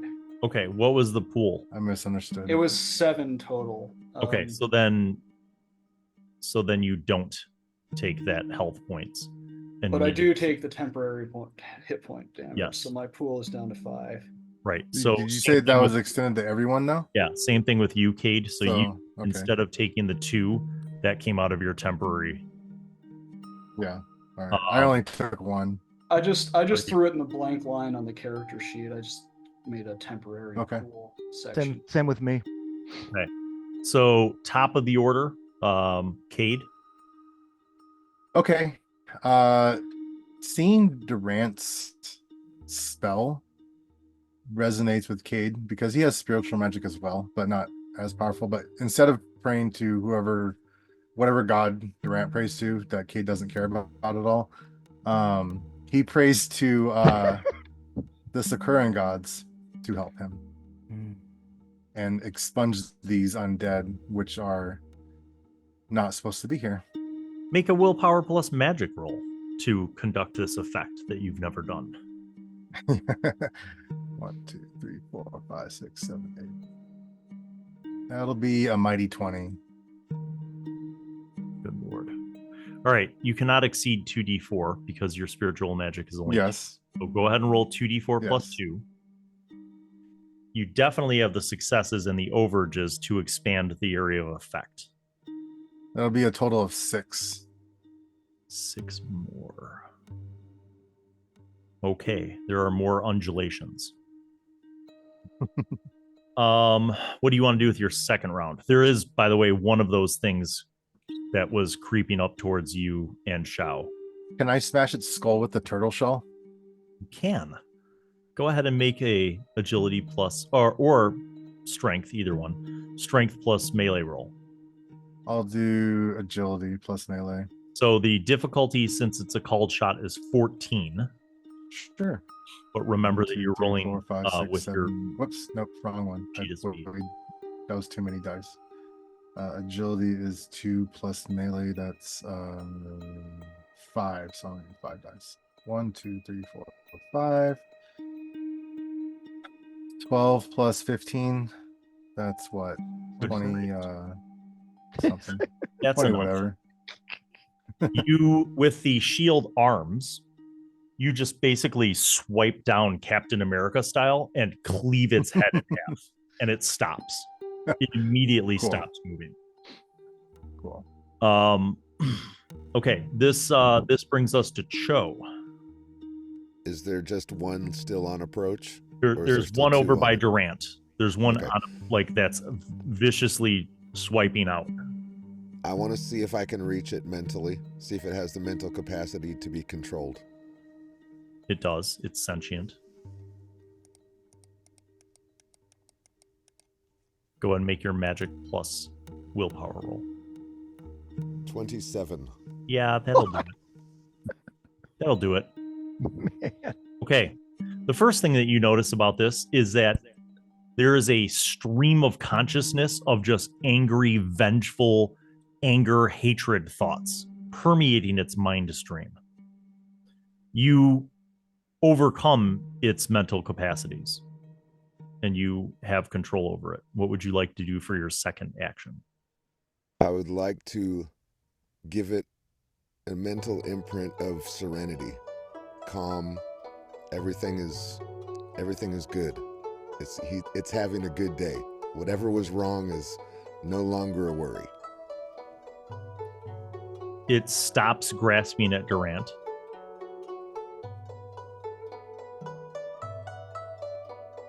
And just basically lays back in the water and floats, like, face up. Its dead eyes just kind of looking at the ceiling. And there's like a sort of disturbing smile because it's a corpse, like a bloated corpse, but it has like sort of a disturbing smile and it's just gazing off at the ceiling. Do I feel that its intent has changed? Oh, yeah. From being an aggressor to yeah, it's absolutely. Just chilling. Yep, that's exactly what happens. Minus off 5 claw. All right, let's see. The next person would be Durant. Yeah, the other one. What was the qual cost on my spell that I did? The effect? 4.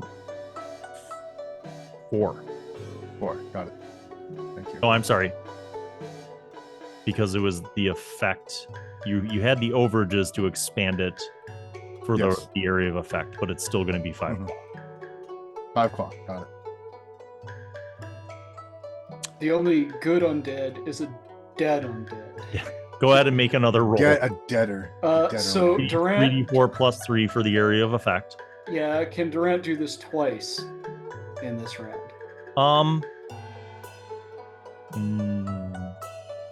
That's a good question. This is already an ongoing effect, so you don't need to make a roll. Yes. Okay. So 3d4 plus 3.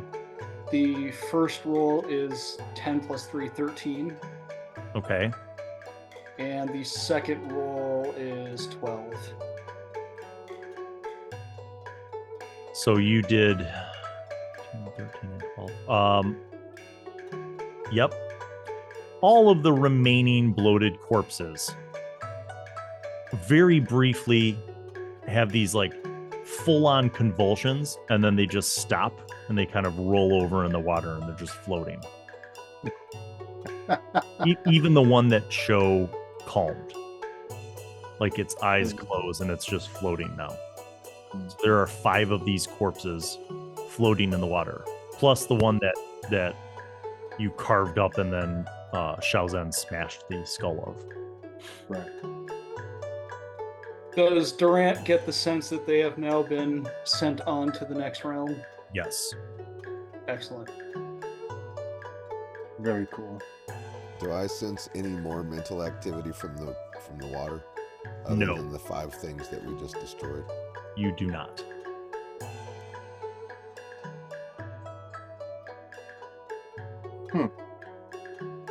That was strange.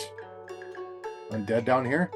To be clear, your the range on your dark vision allows you to see well into this chamber, but the chamber itself goes beyond that range. Further. Huh. After we secure the area, let's move on. Are the clothing that they're all wearing, all the bodies, are they all similar? Yes. They kind of look like they maybe were of a similar station or occupation. Did they have any items? No, not on the corpses. Does the clothing look like anything Durant would have come across in reading? The clothing looks like what you would see on any common person who traveled by ship. Light but common clothing. So it's not like do I get the sense that it's like hundreds of years old, or like, just no, there wouldn't be anything left if there was hundreds of years. You feel like it was, maybe could have been some years. Okay. Did I already express my desire to go through the crates that are in this section of the hallway to make sure that they're all empty or don't have anything of There's no value in them? crates. Oh, You walk through a tunnel into this cavern that is flooded. It's at least 60 feet beyond, but your light, your torches, and your dark vision can't really even see the other side. There's no lip of like rock around this flooded cavern. Like the water basically comes up to the edge where you guys are standing.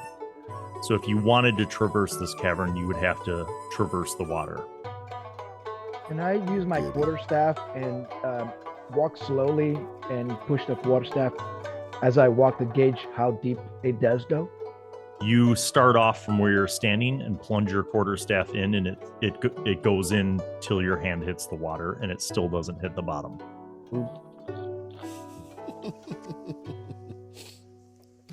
I don't feel comfortable. This seems to be a flooded subterranean cavern. If only we knew. Which makes sense because you guys remember that when you came to port, you walked kind of up a hill towards the village of Drak, and based on how far you've traveled, you feel like you're probably not far from the harbor. And this is stagnant water, like groundwater that's seeped in, but it's salt water. It's definitely salt water. Right. Should we explore the other tunnel?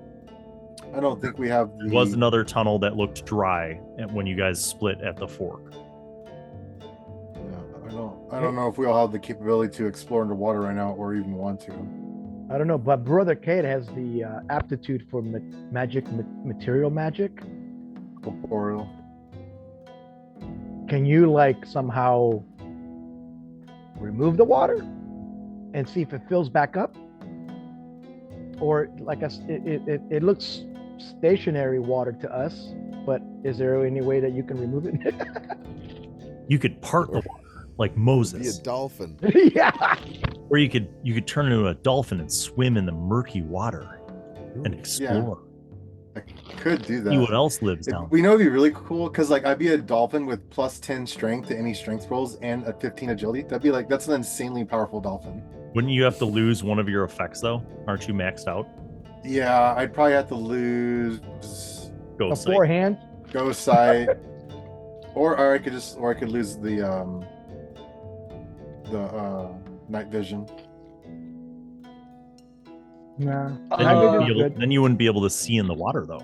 But dolphins have sonar. Yeah, but a dolphin's sonar doesn't detect if there's like a cool magic item down there. That's true. Detects there's some crap on the under the water. Sure, it's true. I see your point. You also know how I am. Well, I pose it to the group. Do you want me to, should I explore underneath or should we explore the other tunnel? I think we should maximize what we're doing here, and if there's anything under there, it could come in handy. Shao, Durant, what do you guys think? I encourage you to do what's the safest approach. I mean, if you think that we can gain some advantage, then I'd say do it. I'd say bring a friend. I don't know about the word safe, but anyway, what do you mean by bring a friend? Do you want to accompany me? Do you have corporeal magic? I think Durant wants to turn into a dolphin. So, no, you just see Durant's going to give himself gills right now. Ooh. Okay. What's the qua cost for that? So you are modifying your corporeal form. So that's correct. I have 3 corporeal magic. Yes. So you can do that. Go ahead and make a roll, and then depending on how many overages, at the most basic level for one round. Why do I get a good roll now? That's 22. Okay. so you can have gills for as long as you want. Okay. What's the qua cost? So 4 qua. Okay. Yeah, Durant's just gonna start walking into the water. Okay. In his plate I mail, sling because so this is I'll a very wise thing to do. I'll sling my shield and sheath the scimitar, and as I start to walk into the water, you see Cade's entire form start to change, and then he turns into a shark. Okay. I turned around and I look at Cho. Wish we could do this. All right. Should I roll? Cade, go ahead and make a roll. Okay. 1, 2, 3, 4, 5, 6, 7, 8. Oh gosh, a low 17 on this one. That's enough. That's going to be 5 qua. And 5 qua. You emerge. Durant, you're walking because your armor weighs you down. So you're walking underwater. The water is stagnant salt water. And you begin to see things on the ground. As you walk further, you realize that the depth of this cavern is about 20 feet deep. You see smashed crates, you see rusty weapons, you see the bones of numerous corpses, both human and animals, small animals, and you see discarded clothing and other kind of rotten detritus along the bottom of this cavern as you're walking around it. Cade, likewise, as you swim around, you see this similar stuff. But on the opposite end of the cavern, you see a completely submerged underwater cave tunnel that continues south. And you sense that the water seems to be coming in from this cave, but also not in a forceful way. Just very light. Yeah, as if maybe just some seepage from wherever this goes is seeping into here. Mm-hmm. I do a couple circles around Durant. Okay. As do you we go. Swim through? Okay. So you continue through, and this submerged underwater tunnel goes for about 60 feet. And then you see it begins to slowly ascend. And you sense as you're going up it, that's where the salt water is coming, but then you break the surface and you see that it kind of goes back to a cave tunnel that continues going south and east. But that there's about 6 inches of water in this cave tunnel. And your sense is that maybe as the tides come in, some water makes it through and seeps into the cave that you were just in. And that's probably what filled that cave with water. Yeah. Not so much that it's full tide action. Yeah.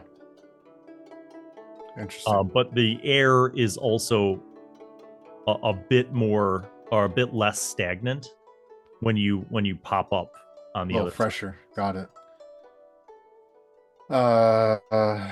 God.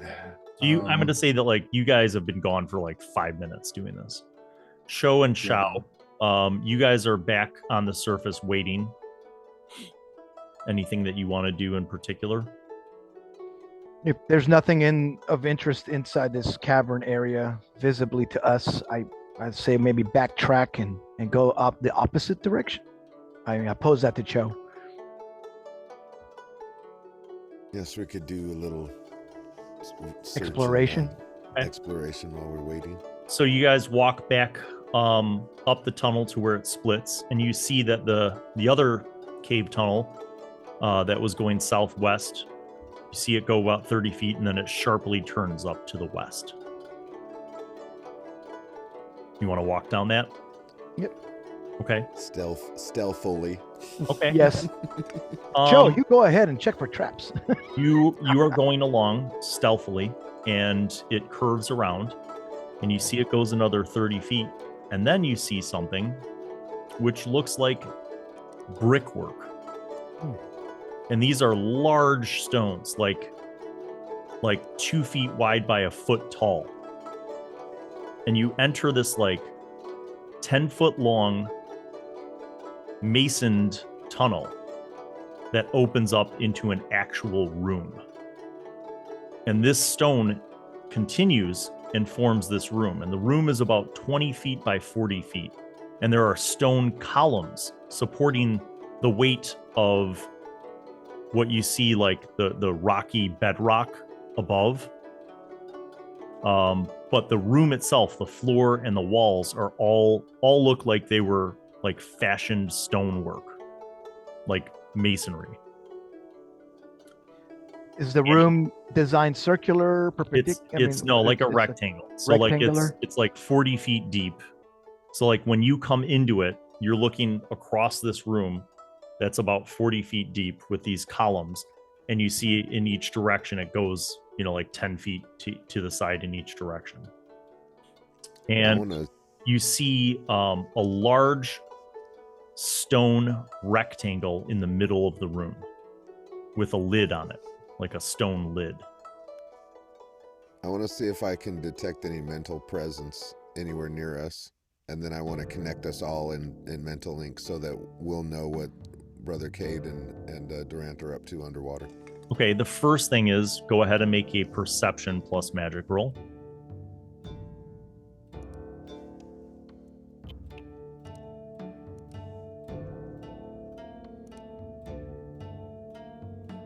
$15.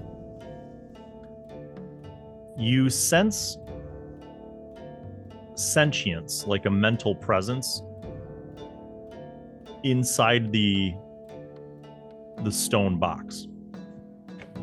Interesting. But you can't sense anything specific about it. Like, you don't sense that you're reading a mind. You sense that there's something sentient inside of that box, but you're not sure. It almost seems dormant. Go ahead and make your willpower plus magic roll for the Zhen mind link.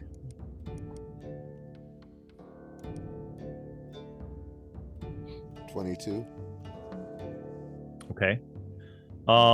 Cade, Durant, Shao, all of you are linked in, and you hear Cho speaking to you through the mind link. What do you say to Cho?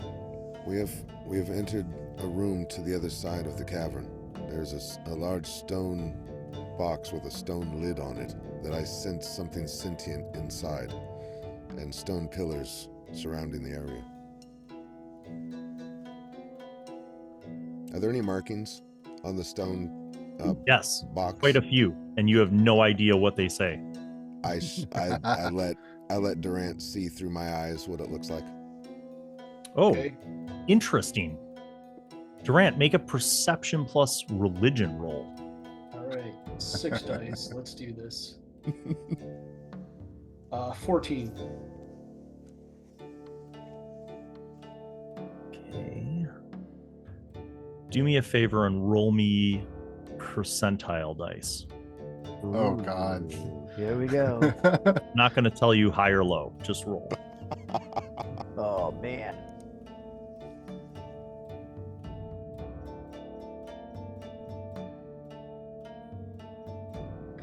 78.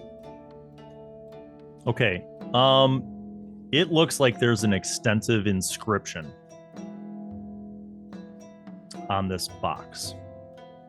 You recognize 2 of the 30 words. Great. Roll a d12.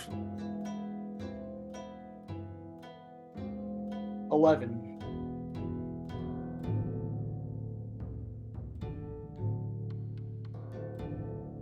First rule. All right, you recognize the word silence. Make another d12 roll. 12.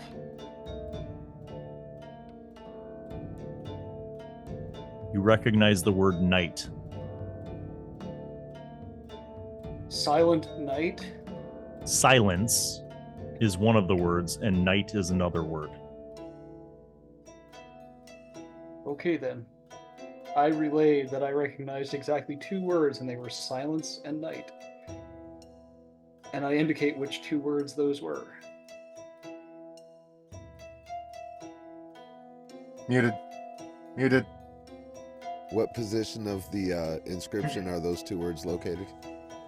Silence is in like the first line of the text, and night is in the last line of the text.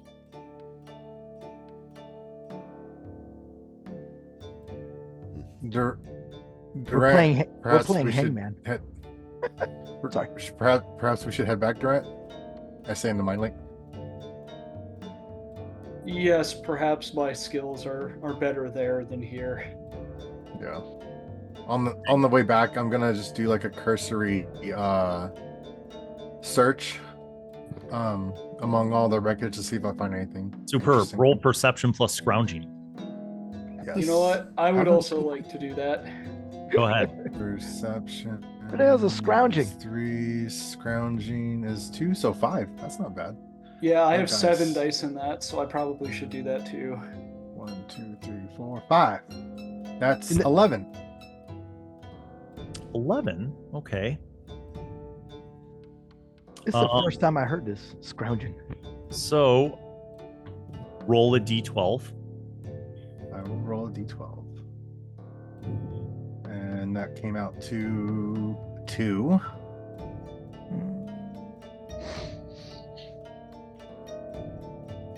Find 2 copper.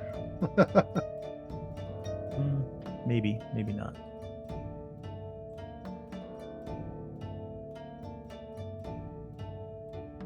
Okay, you find a pair of manacles. They are rusty. Interesting. Okay, so Durant's roll was a 14 for the. You find an old lamp and a crowbar.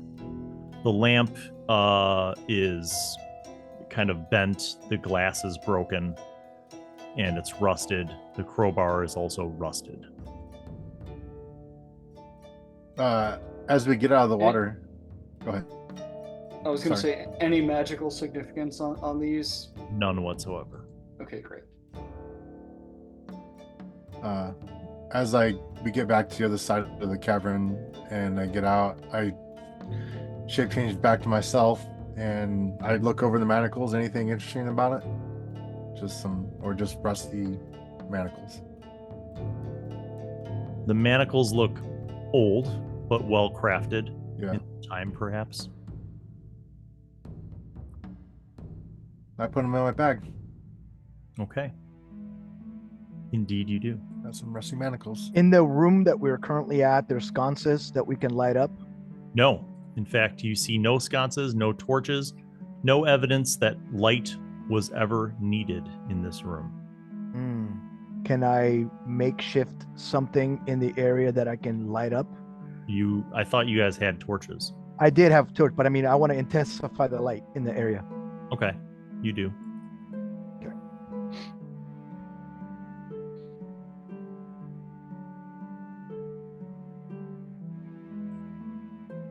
Go rejoin my brothers. Very well. After a few more minutes, you make your way out and turn back into your physical form. You guys walk up towards the fork and you turn and follow the curve around, and you likewise see an area that was clearly man-made. At the center of this room, you see, Durant, you see a stone sarcophagus with runes etched into it in the ancient dominion. Surveying the space, does the architecture seem Kemrog in origin? It does. Oh, amazing. Look at that. Durant is going to touch a wall like he did last time to see if there's any effect. There's no effect. Okay. Is there anything other than the sarcophagus in the room? No. There are also no exits from this room. Interesting. Durant is going to walk around the sarcophagus to see if there were any, like, symbols maybe Cho missed or something along those lines. There are no additional symbols, but the writing is clearly something that looks like it's from ancient Arakazine. It does not look like Kemrog symbolism. Okay, so obviously this has been done after the fact. Durant is going to pull out his notebook and compare the writing to the writings that he has gathered over time to see if he can pick out any more words with the reference material. Perception plus research. Perception, research. Okay, that is 7 dice. Let's see how that goes. 16. Okay. You begin to make out a little bit more. This almost looks like an epitaph, like something you'd find on someone's gravestone. And the gist is that this is a burial location, and whoever was buried here was a great man who walked by day, who succumbed to temptation, having fallen, walks in silence, and now dwells without the sun, living only by night.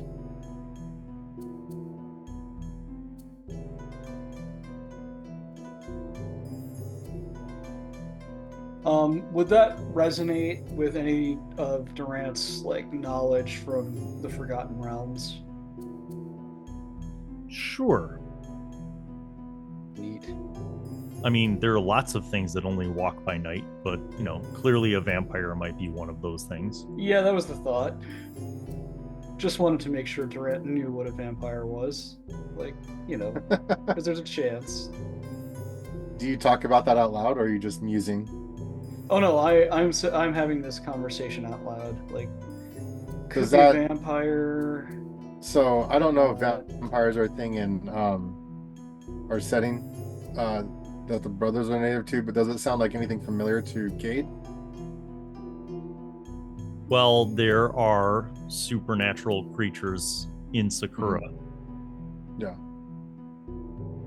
Some of who have been cursed.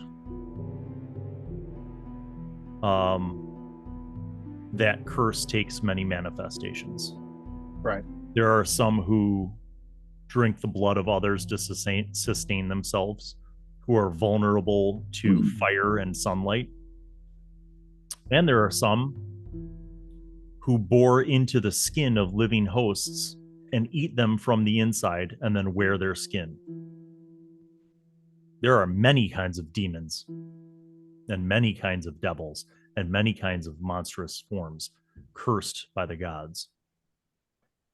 Can Shao dive into the spirit realm and see if we can get sense or have a guidance in what this thing is inside this box? Sure. You don't need to make a roll. Okay. There's definitely a spiritual form and a physical body inside of this box. does it give us it detect more specific? Nope. You think the box has something to do with that? So here's the question, my friends, my Durant and my brothers. Do we want to fight this thing? Or should we leave it alone? It might not be a fight. It might not be. Can energy be configured to replicate UV rays? Yes. I want to If you have high enough, if you have high enough energetic magic, yes. Oh. You gotta try. I mean, how much energetic magic? So here's the thing: you can't just make with level 2. You can't just make like the sun, but you could take torchlight and modify that light. You can manipulate that light field. Okay, I'd like to. And I did create that big, huge extra light source. Okay, in the area. You want to change the color temperature of your torch. Go ahead and make a willpower plus magic roll.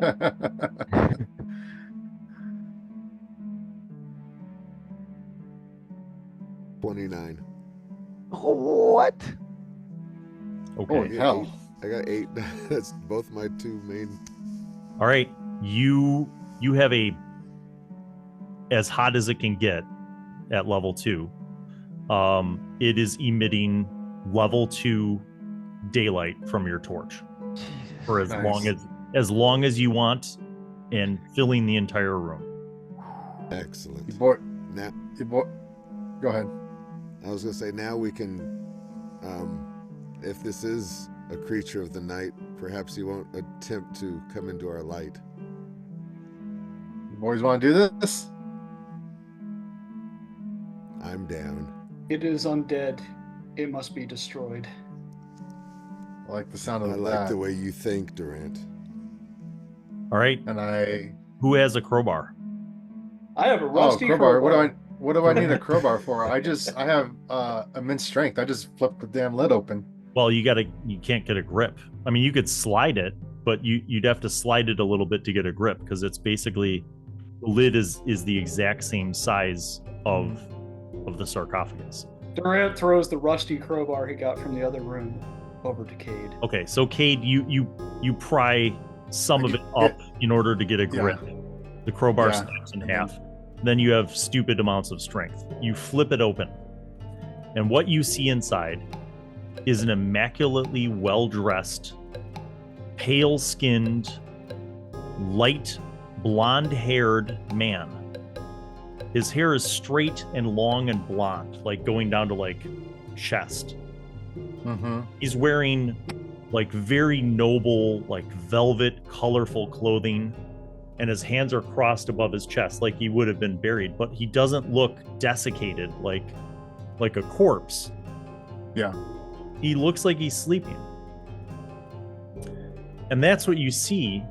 But a moment later, the light from Cho's torch, which is throwing mad sunlight, you see that the skin begins to kind of like bubble a little bit. And then you see the eyes open and he looks up at you. And that is where we'll end this episode of High Adventure, everyone.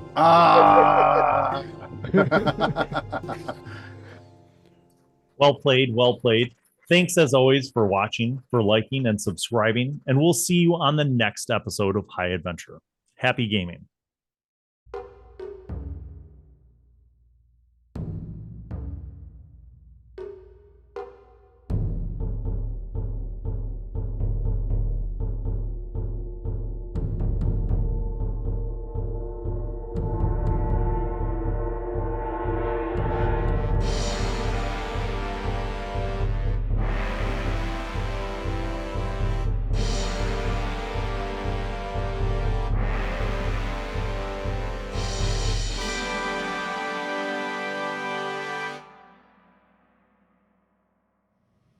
Well, hello, and welcome to Blayne Allen World.